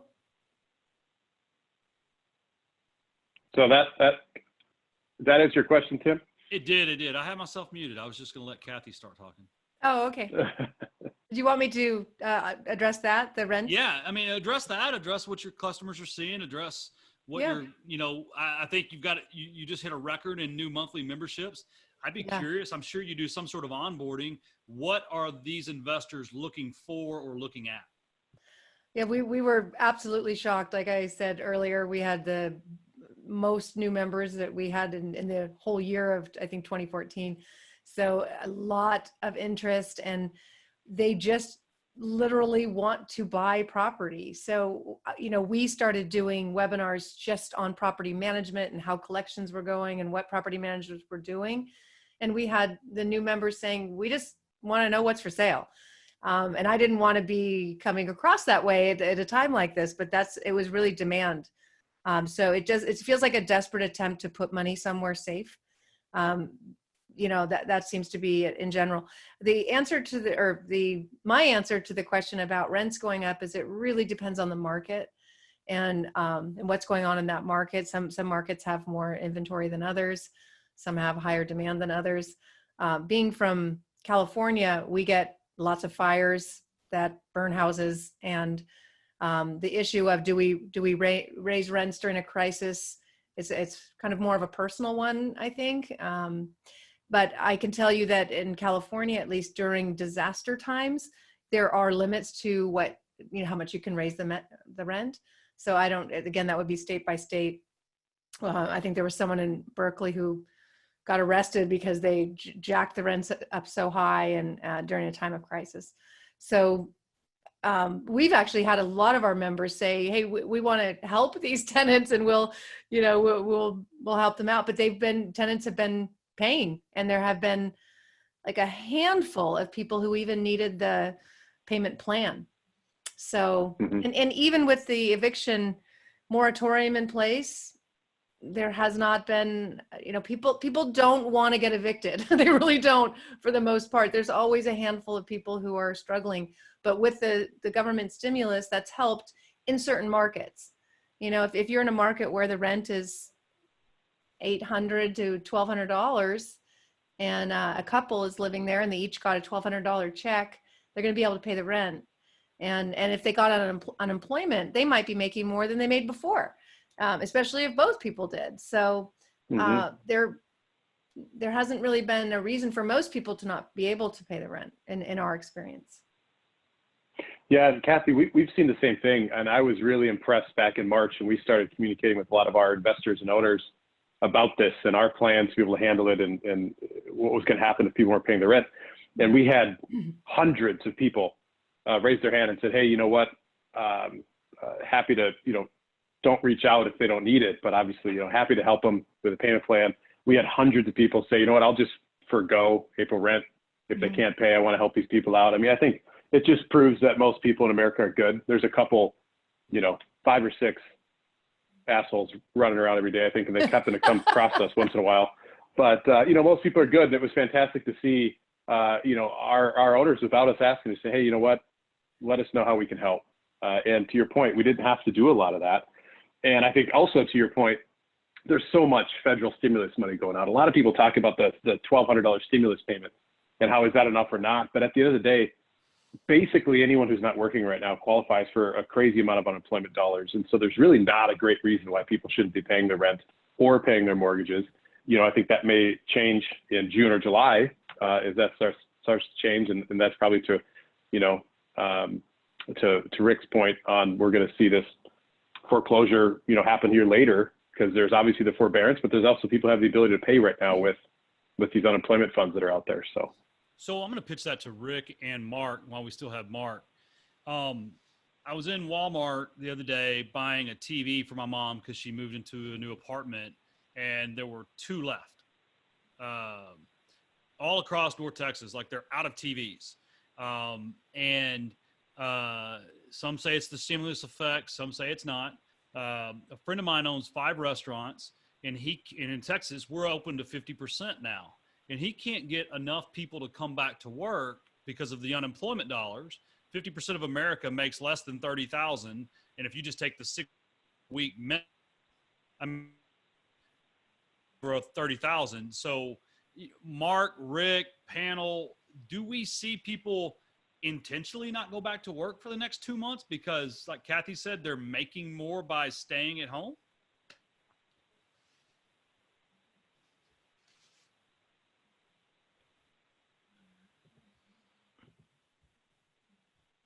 There we go. There we go. Go ahead, Mark. My sign language not too good. Go ahead, Rick. No, after you, sir. Oh, there's no doubt about it. Nobody's going to go back to work. I mean, I mean, that story came out a couple of weeks ago of some lady somewhere in America that was anxious to reopen her shop, and she called her staff, and she was surprised how angry they were with her because they were going to take a pay cut to come back to work. So absolutely, nobody's going to come back to work with the bonus.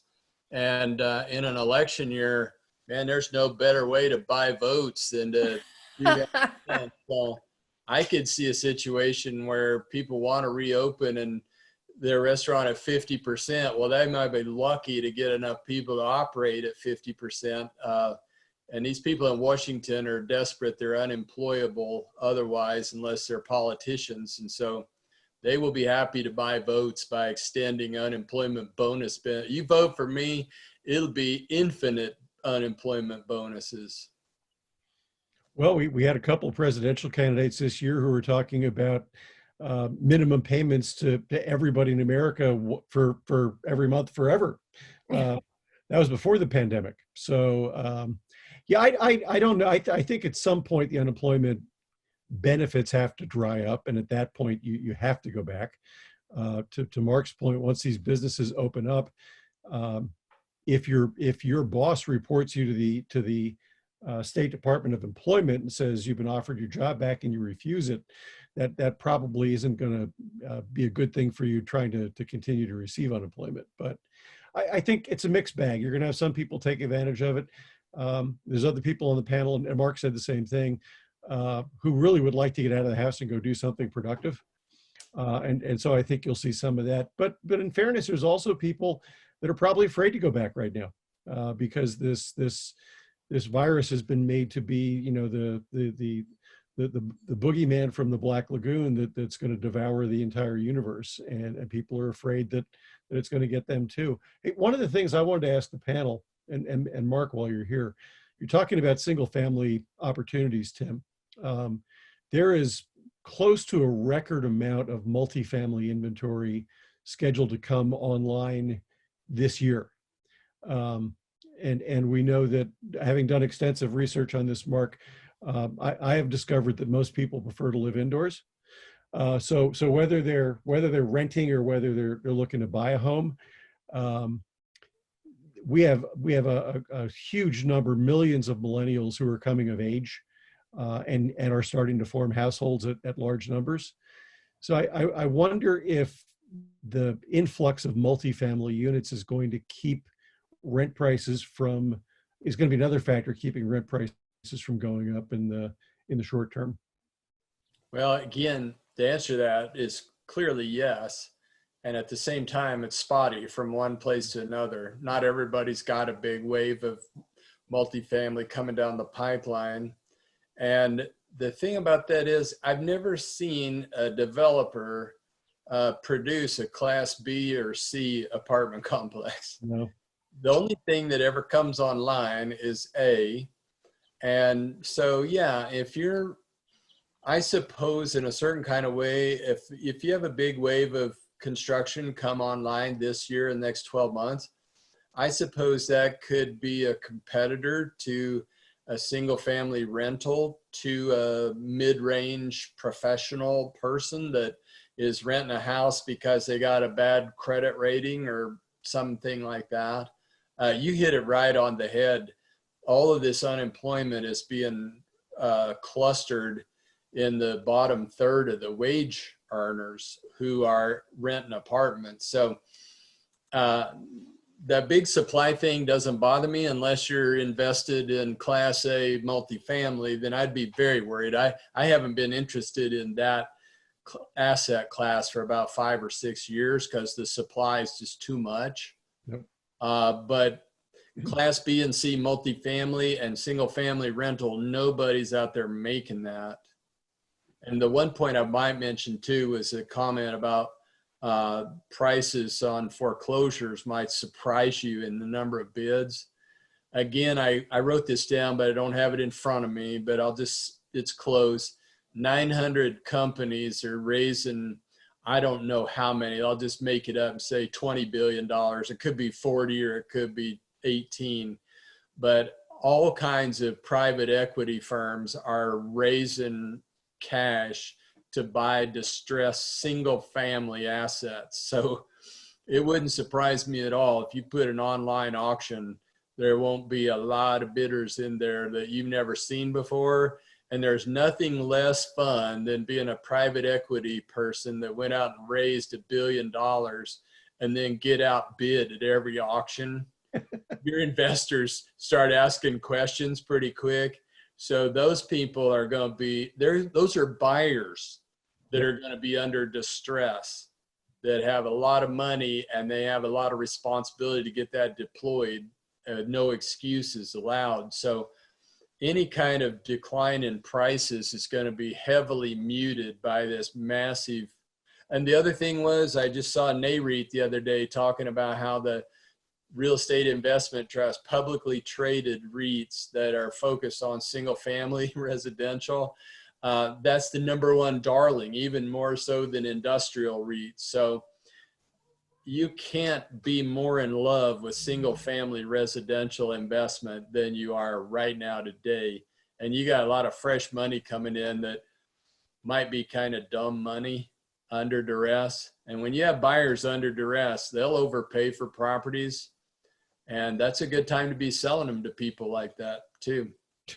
You know, I think we're going to see a lot of that money go toward notes as well, Mark. There's been a huge drop off in the purchase of non-performing loans and even reperforming loans over the last couple of years. And I know that some of those hedge funds are targeting to not necessarily get the assets, but to get the notes themselves.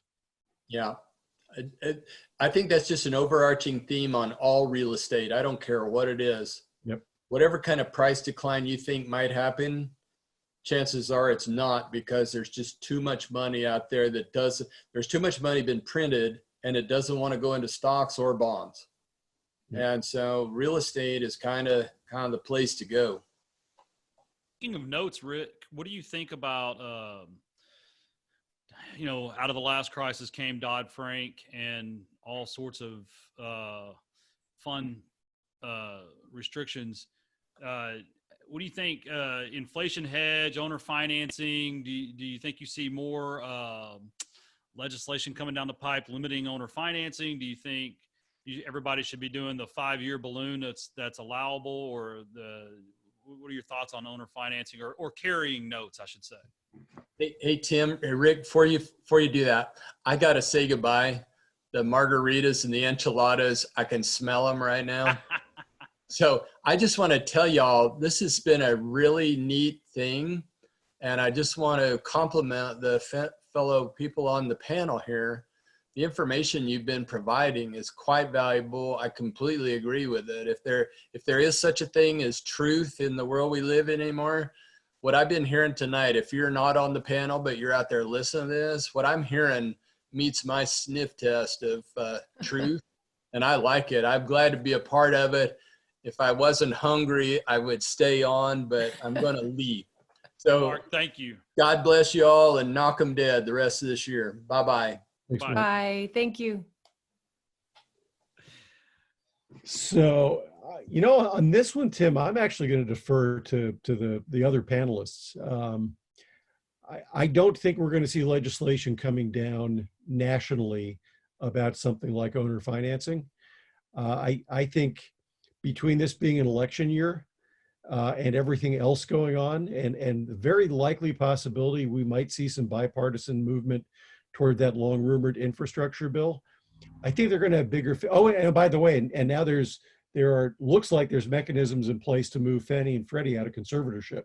So there's a lot of bigger fish for them to fry right now than look for something that niche-y to target. So my personal opinion, as one of the 4 people in the country that actually read the Dodd-Frank bill, is we're not going to see anything like that targeted at something as niche-y as owner financing. But I think there are other people on the panel more qualified to talk about pros and cons and what the right way to approach that is than me. Well, I'm not sure that anybody wants to broach that subject, so let's move on. Kathy looks really interested. She's almost jumping out of her seat. Oh, I think it's an incredible solution for a lot of people. So if you've got seniors who are buying real estate because that's where they feel safe, but they really don't want to be landlords, what a great thing to be in seller financing.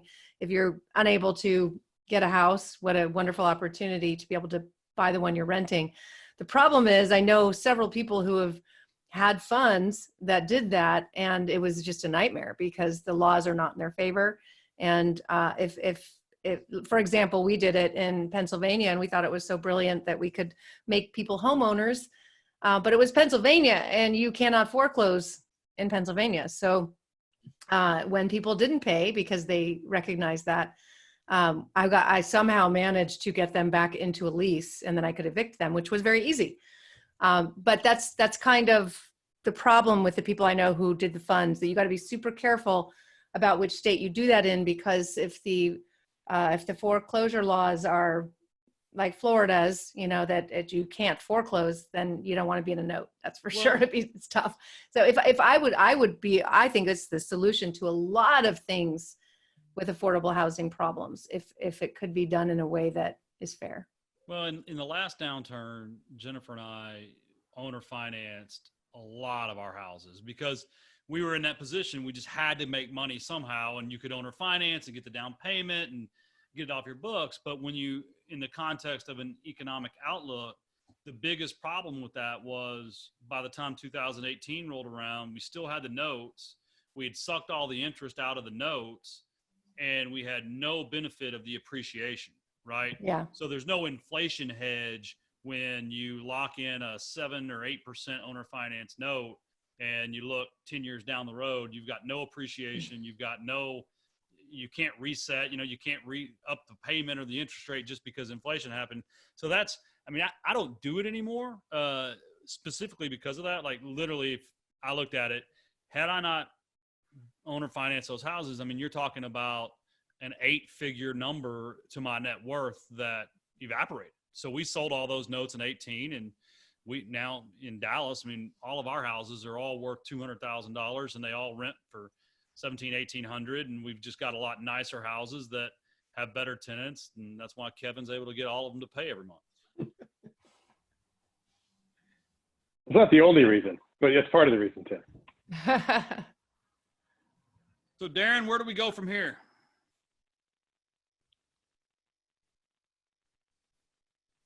Oh, unmute you. No, it's more fun to keep you muted and watch you lip sync. All right, there we go. I thought you just didn't like something I said, so cut me off. I thought you could unmute yourself. I'm sorry. No, it's okay. I tried. Where do we go from here? I don't know, but I think there's a lot of positivity on this panel, and I think it's warranted because we did come into this crisis with an extremely strong housing market without really a fatal flaw that I can see the biggest thing that we see in terms of a weakness in the housing market going into this was the FHA loans were getting riskier, but that's kind of pales in comparison to the fatal flaw we saw going into the last crisis. So I think that's warranted. But I think I think there's a lot of opportunity and a lot of it is going to be, I think, a bumpy ride, and there's a lot going to hinge on how quickly we can get extracted from the kind of health pandemic side of this thing, and then also which industries, which markets are going to be more heavily impacted term. I think that's where we have to look and be careful of getting overly positive, is that there are going to be some losers out of this that are more long-term losers, and we need to be aware of that. So if we all go focus on the bottom third of the market where Mark says it's going to be probably more safe, you know, I remember my career started right after 9/11 in this business, and we got to ride that wonderful wave up to 07 when I flipped 143 houses that year, and they were all sold on FHA mortgages that were 500 total move in, and Bank of America, if you'd go to a 6-hour class, you could move into a house with $500. Do we run the risk of getting back to that? Is that a concern? When was that? 07. When you talked 07, okay, yeah, so right before. Yeah, I mean, I think we were starting to get there with some of the FHA stuff, and maybe not to that degree, but before the pandemic Q4, we were starting to see FHA delinquencies tick up, and they've in the first quarter, according to the MBA data, they have seen the biggest increase, had the biggest reaction to the crisis, and so I think that's where there's the most risk in the market, and potentially the most opportunity as well when it comes to on the acquisition side. Certainly. So I don't know if that's where you're asking. But yeah. Tim, I think the industry learned its lesson on those kind of loans last time. Now that doesn't mean I don't believe the industry could come up with an equally novel way to screw things up, but really the reaction to the virus has been to tighten credit, not to make it easier for people to buy a house. So Darren's right, and the largest cohort of loans in the forbearance program are also FHA loans. So that is kind of the weak link. But Darren and I were talking about this earlier, and if 10% of FHA loans are delinquent and they represent 15% of the loan pool, you're really only talking about 10% of 15% of 100%. So it's not an enormous amount of inventory that's at extreme risk. And I know Commissioner Montgomery tightened up the lending regulations on FHA loans about 1.5 years ago, reduced the debt to income ratios and some other criteria that had been kind of lax. So I see very, very little opportunity for us to go back to really bad, overly lax lending practices, which is really what got us into the Great Recession in the first place. Is there was a story in the local paper here about a cleaning woman who made about $38,000 a year, who owned 8 homes in Santa Ana, and had taken out mortgages on all 8 of them. Just no way that made any sense on paper anywhere, but that's what we were dealing with. And I see zero chance that's what we're going to be looking at in the market anytime soon.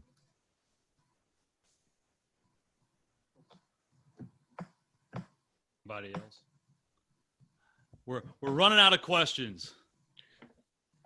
Well, I have an observation for you then. Please. Mark mentioned, and Darren has reaffirmed that, we were dealing with a very strong housing market, and I was very encouraged to hear Mark say that of the various aspects of the economy, the housing market occurs to him to be the strongest one. I've done some research on pandemics. I think we've talked about this before. I dug through about 20 years of data from DataTree. and found that the housing market has actually performed really well through prior pandemics and economic shocks. We've seen the same thing with recessions, where except for the Great Recession, the housing market has actually let us out of those recessions, helped the economy get back on its feet.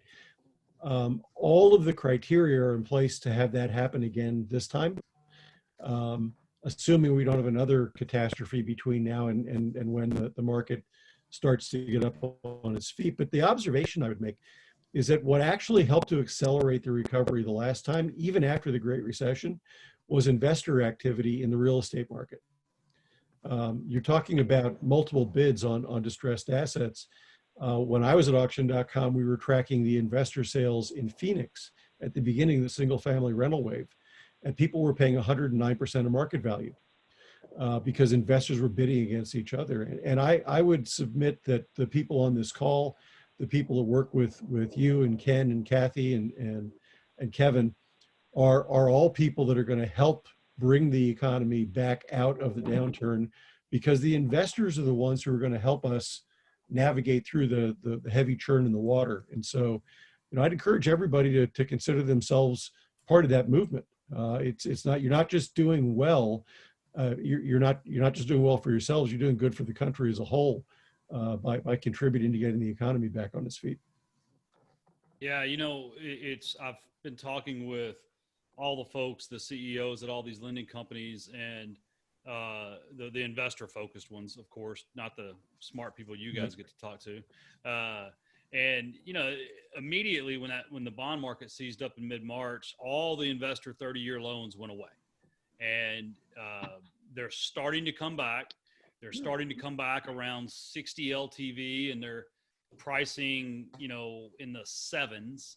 And that's my, as I plot out the course of Tim Heritage's real estate business in the next year, it's the biggest variable. It is, I think private money becomes key again. If you're looking to hold assets at this time, you either got to have boatloads of cash or at least private lenders that can carry the note for 6 to 18 months while things normalize in the secondary market, because people like Pier Street just got hammered, and they were selling their hard money loans for 85, I believe, cents on the dollar. And, so that's where all the hedge fund money went. And, now the investors had gotten used to that refinance, buy it, fix it, rent it, get it looking pretty, refinance, redeploy your capital. So, when I look at the cycles, we found ourselves, I thought what we created at B2R would never go away, but it dried up in 2 weeks. And the Fed's not going to start buying those bonds, or I guess maybe they will, like Mark said, if there's a debt jubilee. But that's the thing I'm trying to rationalize in my mind is how do we get that market flowing again so that investors can continue to stabilize America like we've always done. Yeah, and that's the biggest concern when we surveyed one of the biggest concerns I picked up when we surveyed our buyers is that access to capital, and just talking to some of the folks who were very worried about that, especially early on. I remember interviewing a guy in Chicago who flips about 12 to 20 properties a year is what he said. And he was like, I want to liquidate everything that's out there right now. And because I don't think I can rely on my typical source of funding in the short term. So someone like that is potentially going to be impacted in his ability to keep acquiring and doing his business if that funding doesn't come back. On the other end of the spectrum, I do hear, to kind of Mark's point earlier, folks saying things like, yeah, we have $80 million in funding, private funding, and we're ready to buy, and we're just looking for properties to buy. So those folks who have that access to the boatloads of cash will be still acquiring, obviously. There was a massive disruption in the secondary market, in the capital markets, at the beginning of this pandemic. And Part of it was because there was a concern that non-bank lenders and servicers would go under because of the anticipated carrying costs and payment advances they were going to have to make. My back of the envelope math said if we got to that 25% number of people in forbearance, servicers would be on the hook for about $90 billion over the next year. That would have wiped out the servicing industry, even the big ones. So that whole market, and that's only a part of it. The REITs were getting hammered. Everybody was on margin calls. It was a nightmare, and the whole infrastructure seized up.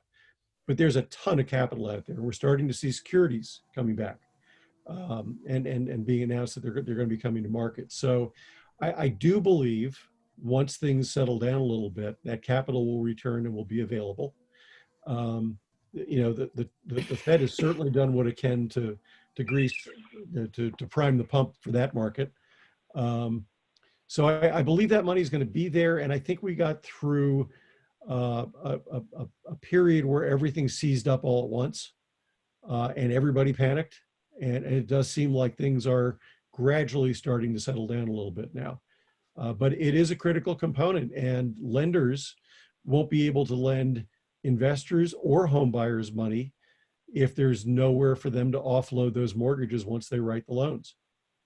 So that part of the marketplace needs to be at least stable, if not healthy, in order for the market to recover more broadly.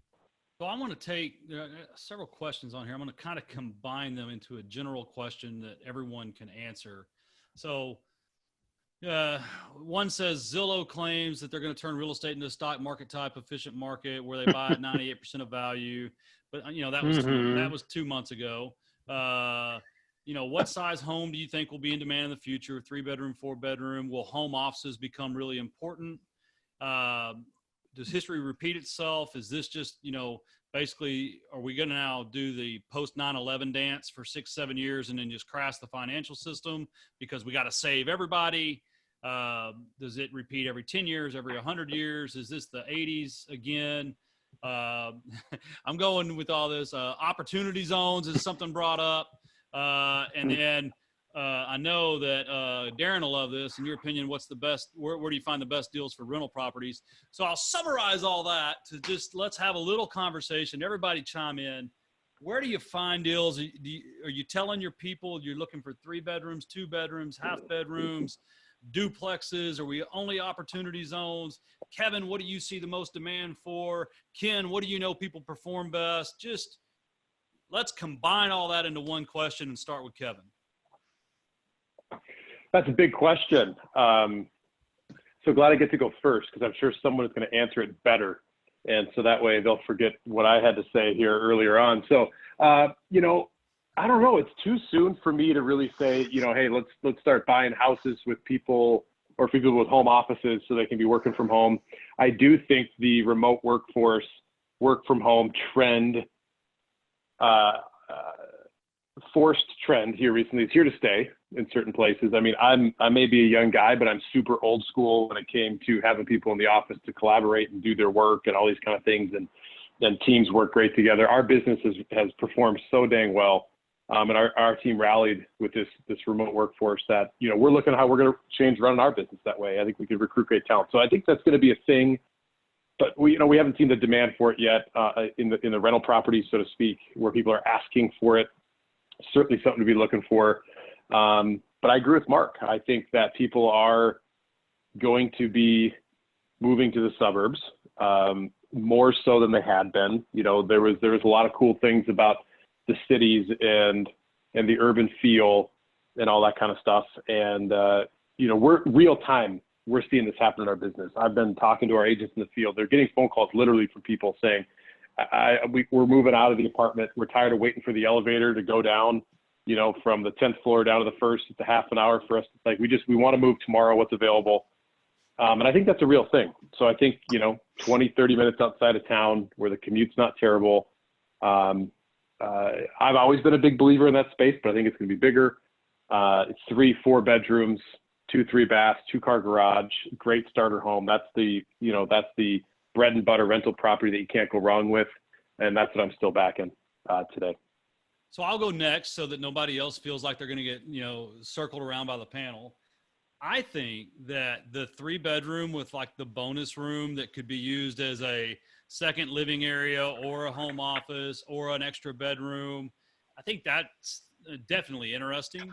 One of the things Mark said was he saw people moving from small rural to mid-sized town. And it's on my investment radar here in Texas. We have regional hospitals, right? So you have big hospitals in major towns, but then there's about 10 or 15 regional hospitals scattered throughout the state. And those are towns that I'm highly interested in because I can buy a 3-bedroom, 2-bath, 2-car garage brick house that was built in the 70s there for half what I pay in Dallas. And the rent is about 80% of that. So when you look at your rate of return, it's really good. And those populations are always growing because when there's a recession, there's no farm work or ranch work. The people move into where the Home Depot is. So I'll tell you, Darren, you love data. And I know you do too, Rick. I think all y'all do. That's why you're on the call.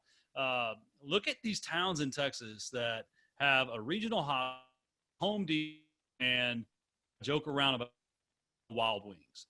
Like a lot of them have a state college.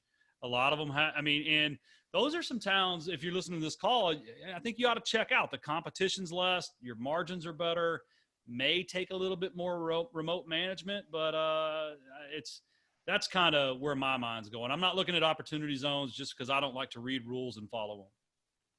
Kathy, you want to go next? What was the question again? What type of assets are you? Oh yeah, what type? Yeah. Yeah. Yeah, I just think it's going to depend on the area, and I usually trust my property manager on that, what they think is going to be most in demand in that specific area where the near the jobs of that area, and we want to buy property near the jobs, and then we let the property managers tell us what's in most demand. What about opportunity zones? I know you and Rich did some Costa Rica, if I remember right. Yeah, we're building in Costa Rica. We're actually building subdivisions all over the country. Well, not over, but even in places like Montana. And I thought, oh boy, is this all, are we doing this again? We did everything in cash. So we raised enough money to build the houses and just build phase 1 and use that profit to build the next phase. And we thought it would slow down, and that has not. There's been great demand for new homes as well. New homes make sense. People want something fresh and clean. And we've seen that actually within our network. We have providers, property managers and providers in 15 states, and most of them are now building properties as well. And the new homes seem to go pretty quickly. People like renting that. But I would think moving forward, people are going to be wanting yards. This memory won't fade quickly. And so I think people are going to want to know that they've got space. They've got space to work at home. They've got space for the kids, yards. Yeah. So I was always a little bit jealous of all my multifamily friends and just thought, boy, I'm just in the 1 to 4 unit business, and how boring is that? But doesn't feel as boring right now. Although I think multifamily is doing pretty well too. Just housing in general. Yeah. Ken, in your experience, what do investors tend to flock for in this time frame? Well, I always like to say that you learn things buying 110,000 houses that you can't learn any other way. And probably the focus of our business has been that 60 to 90% of the median price in a market, and that tends to be what you just described. I'm very encouraged by the optimism on this panel. Mark kind of led it off, really. And what I've learned from working with these investors is that when they stay focused and they use their ability to help people make decisions that they wouldn't make if they hadn't been involved, which is what buying a house is all about, then really good things happen. So our system has given people an opportunity to build a business. That was Ken D'Angelo's vision, that he could teach somebody how to build a profitable business, buying, selling, rehabbing, and holding single family houses. And I think he has been proven to be correct about that. So it's very encouraging. I think just don't get distracted is the big thing. I mean, Mark kind of gave you permission to do what you've been doing. So I don't see how you could go wrong following that direction. I agree. And that 60 to 90% of the median is just such a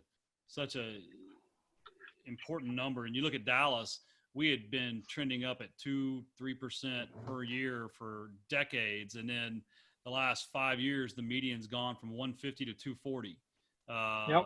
And it's just insane, but it's still those houses. I mean, like I said before the call, I mean, we've had 2 flips we put on the market since all this started, and both of them sold within 3 days with multiple offers above list price. I mean, It's amazing. it's happening. Darren, what Hey, are people looking for? Tim, I Oh, go ahead. gotta go. Is it okay? Of course. All right. Just wanted to let you know I've got an appointment. I gotta go. It's so great. Thank you so much. See Good to you see you. all soon. Bye-bye. Bye-bye. Darren, I'm going to unmute you. There Sorry, he I is.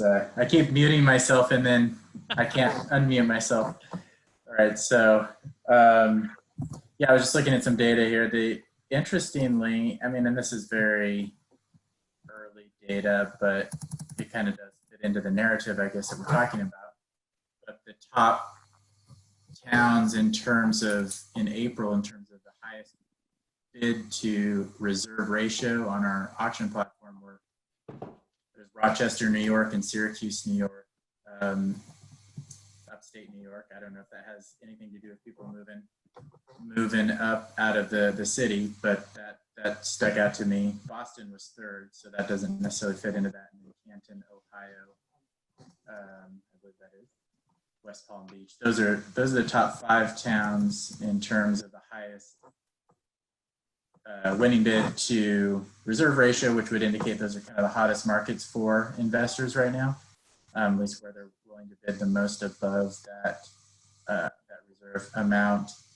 The average square footage of homes that sold on our platform, square feet, and so that's a couple data points. I think I did see an interesting headline today that some data from Compass Real Estate. I think that they're seeing a lot of demand, a lot of interest in homes with pools, which is maybe outside of the typical investor. You don't want to get involved with that, but that does fit into this idea that people are looking for space and almost like a quarantine home type of situation.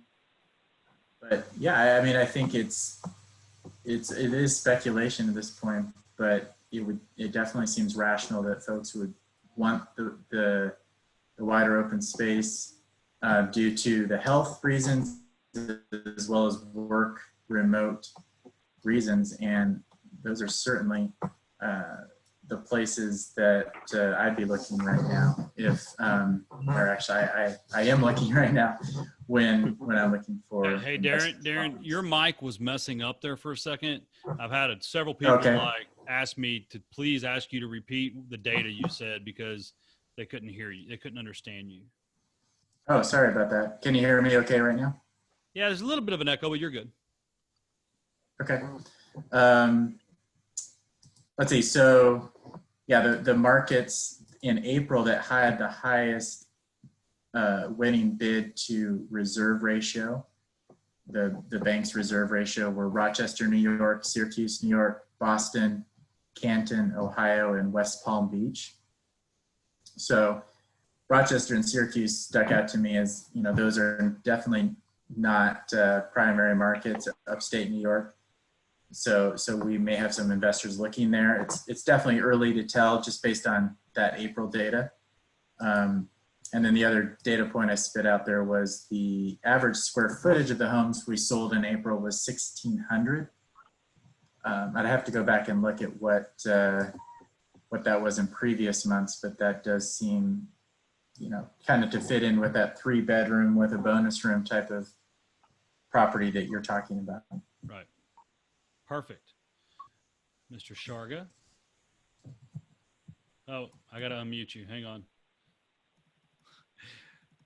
Sign language again. There you go. So I was trying to take notes on all the questions as you ask them, so I can respond in rapid fire order. I have to see how good I was at note taking. The Zillow comment was particularly interesting. Will Zillow turn real estate into the stock market, buying at 98 and selling at 100? The answer is no. We can have a whole session on why that won't happen, but I will say that the iBuyers who've entered the market, the institutional buyers, the instant offer buyers, I believe are going to ultimately fundamentally change the process for everybody. I've had 2 conversations in the last 3 days with companies who are working with realtors and individual investors like the people attending today to create an iBuyer-like experience that realtors can offer to traditional home buyers and sellers. So I do think the market will become a little bit more institutionalized and a little bit less everything as a one-off deal as we move forward, as technology becomes more prevalent in the transaction process. But I don't think in our lifetimes we're going to see the real estate market act like the stock market. I agree with everything the other panelists have said about size and location of properties. Anecdotally, we are hearing a lot of interest from millennials to move out of urban areas into the suburban areas. I think that was going to happen anyway as millennials got older, got married, had kids. But I think this health issue and the stay-at-home issue has probably accelerated that process a little bit. We were seeing part of that happening out here in Southern California for a different reason. It was because people were moving where the jobs were. So companies were relocating further inland to lower priced real estate, and people were actually following those companies out to find jobs. So I do think you're going to continue to see what Ken was talking, not Ken, what Mark was talking about earlier in terms of the migration to those near urban areas, suburban areas, smaller towns. I love the is history repeating itself question. Most people probably don't realize that it was almost exactly 100 years ago that we were recovering from the Spanish flu. So if the question is, are we going to have a pandemic every 100 years? The answer is maybe. I probably won't be here to see the next one if that's the case. But I don't believe history is repeating itself in terms of what's going on financially. We had a very strong economy, an incredibly strong housing market, a mortgage industry that was actually behaving itself this time. Much more qualified borrowers, much more stringent loan criteria. This was not a repeat of the Great Recession. It wasn't even close. We're dealing with a pandemic-driven, service sector impacted recession right now. That's not something we've seen in 50 or 100 years. So this is not a repeat. This is a black swan event. Last 2 points. One is that opportunity zones. I'm kind of with my friend Tim on this one. Too many rules and regulations. Keep in mind, it only applies to capital gains taxes. So it doesn't really have any other economic benefits to weigh in here. So if you have a lot of capital gains to invest, might be a good opportunity. You've missed the deadline to get maximum benefit returned. That was in January. So you can still benefit, but not as much. There are a lot of restrictions and requirements. For example, you have to effectively double the value of a property once you've bought it in order to qualify. And for me, the real big question is, what do future tax laws look like? Who wins the election in November? Who has the House and the Senate? Who's going to pay down all this debt eventually? And what does that mean in terms of income taxes, property taxes, and capital gains taxes?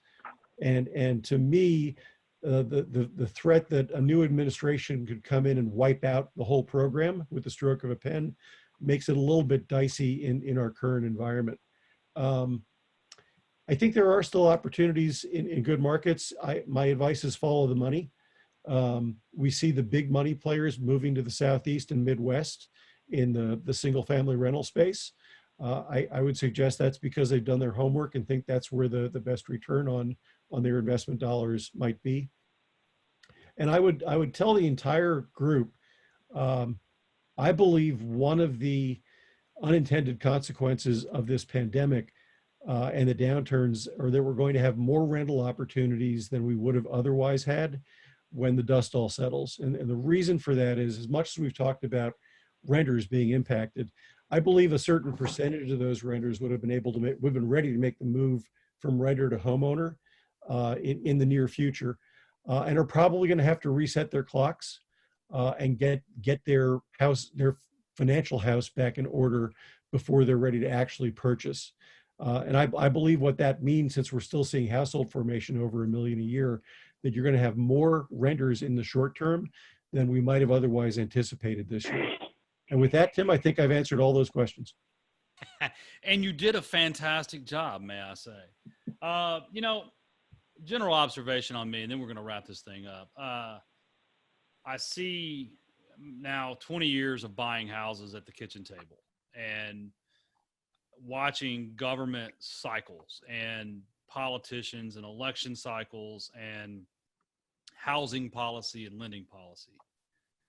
I see an opportunity to, you talk about resetting the clock. I feel like we just reset the clock on the greatest real estate run ever. And I think we're going to have a light dip, almost comparable to either 9/11 or the dot bomb. I think I mean, this is just Tim Herridge. I'm not an economist. I didn't even go to college.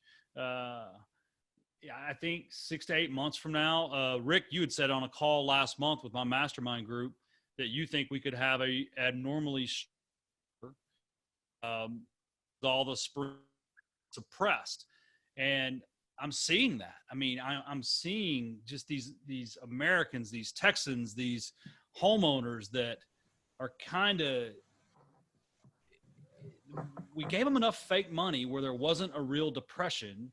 And if we can just now get back to work at 75% capacity, I think we see a big boom again. And I think low interest rates, government incentives to help people buy houses, debt forgiveness, it's all in the, I think in the cards all summer long. I mean, the HEROES Act, right? We were going to give unemployment to illegal aliens and let it go through the end of the year. I think they'll be somewhere in between. I bet you they give unemployment through October. And my son's college, they're talking about letting them go back to college, but not starting till September. And then after, no winter break. And when they send them home for Thanksgiving, they don't come back. And then picking up in February, trying to basically avoid the flu season on campus, which is interesting. But then also, what does that do to local economies? I know what it does to my personal house, and I hate it. But you know, it's interesting. And I think what people need to do on the call, and then I'll let everybody spend about a minute just talking. I think what people have to do is, number one, watch where you get your information. I won't say news because I don't watch news anymore. I did in March and April, and that really hurt me, I think. Watch where you get your information. Stay alert and take advantage of the government programs, because you may not approve of them, but you don't get a vote in that, and you might as well use the money. My family, we got several $100,000 in EIDL loans because it's 30-year government money at 3.75% interest. Two of my companies got PPP loans. And, you know, I'm advising my family members that I've got a brother that is an Uber driver. And I said, dude, here's the unemployment thing. You'll make $800 a month and just, you know, sit on your couch at home, $800 a week. I think if you're on this call, if you're hurting, you know, take advantage of the programs, whether you, you know, it's, you know, whether you believe in them or not, because they're there, and eventually someone may have to pay them back, or maybe we have the debt jubilee and, you know, the USA goes bankrupt and then we just restart everything. I don't know. I think no matter what, I always go back to the reason I'm in real estate. People got to have a place to live, and I'm not a farmer, and I don't sell water. So as long as you focus your business on basic housing, I think the market will always be huge. And as we've seen, I've always said this, and now we've seen it, if there's a big problem, the government will pay for where people live. And that helps me, and it helps, I think, everybody on this call. So that's my 2 cents. Ken, why don't you just take 30, 60 seconds, say what's on your mind. We'll go down the horn, and then we'll all go to dinner. Okay, so I'll just finish up on kind of another thing I've learned from people. You can act without thinking. Raise your hand if you've ever done that. But you also can think without acting, and that's not good either. And then you can talk with no control. You just say whatever you want to, but there are people who control with no talking. And that's very difficult because you don't know what's going on, right? So the good news is the better you understand yourself, the better you understand the people that depend on you, the more successful you're going to be. And so I've got an article showing up on REI Inc. next in the June issue about the personality of real estate investors. So check that out. Well, give me a copy of that. I'll put it on my blog. Darren. All righty. Yeah, I think this has been great. I've learned a lot, but I would say one thing I've been thinking about here is just, and it ties into something you said, is that, yeah, there's all this government money being thrown at this to try to avoid the mistakes of housing, bringing down the economy. But I'm just a little bit, my concern, not to end on a Debbie Downer note too much, but is what are the unintended consequences of all of that intervention? And I don't know what those are, but that would be something I'd want folks to think about as well. I agree. That's it. I'll unmute Rick again. Oh, I just muted. Yeah, there you go. It's been this has been a great panel. I've enjoyed hearing everybody's comments on it. I believe the housing market is poised for a recovery. I don't think it's going to be a V-shaped recovery. I think it will be a more gradual recovery than that. One of the guys I've been talking to suggests it might look like a check mark. I think that's probably a more realistic guess as to where we go. But I think the market was strong before we got into this mess, and the market's strong enough to help us get out of it, and encourage all the investors on the call to do their part. Amen. Mr. Ortner. Well, I think that, one, this was great. Thanks for putting it together, Tim. Thanks for having me on. I got a whole bunch of notes here, just being on the panel as well. And I think, moving forward for those on the call, I think this pandemic, this crisis has really underscored what I've been telling people for 12, 13 years as I've been in real estate, which is this is an investment that's safe over the long term if you buy it right for the long term. So I'm a long-term guy. I buy and hold. I'm not a flipper, rehabber. I'm not good at it. I do it for fun. For some reason, I think I like to lose money. But I buy and hold. And this asset class, real estate, housing in general, has proven to be a great investment, a great asset class during this pandemic, this crisis so far. I think we've all underscored that a lot. And so buying good assets and holding them and financing them the right way, I think is the way to go. And so if that's what your program's been, keep doing that. Find the good deals. And I get this question a lot, which is, hey, should I wait to buy for 6 months to see if we see that dip in the real estate prices a little bit and get that 2 or 3% extra value? And if you're holding it for 10 or 15, 20 years, it doesn't really matter, right? Well, it doesn't matter if you bought it for 250 or 240, if in 20 years it's worth 400 or 450, whatever, right? It doesn't matter. So that's my perspective. I'm a buy and hold, get good assets in good markets. The people who are getting hammered right now in the single family space are people who are, C- type landlords, or they got really cheap houses. They put a little bit of work into it. They got, low income people in those properties, and their portfolios are tough to manage through this crisis. The people who are not really seeing much of an issue are, buying B assets, the stuff you're talking about, Tim, that you now own in Texas, performing great. And so find the good markets, find good assets that you're going to hold over the long term, and it's all going to work out. Yeah. I mean, I think, the book, if you're on the call and you're listening, if you've never read Gary Keller's book, Shift, it's a wonderful book about shifting markets and shifting your ideas. The Millionaire Real Estate Investor is another one, talks about getting on the ladder of success and skipping rungs by listening to smart people. So I hope this call has been that for some of you on the call listening in. I'll make sure I post in the description in the recording how to contact all of our esteemed panelists. Gentlemen, thank you for sticking with me so late. I'm glad I've still tricked some of you into thinking I'm an important person, but y'all don't be strangers, and let me know how I can help. Thank you for your time. Thanks, Tim. Thanks, Tim. Thanks, guys.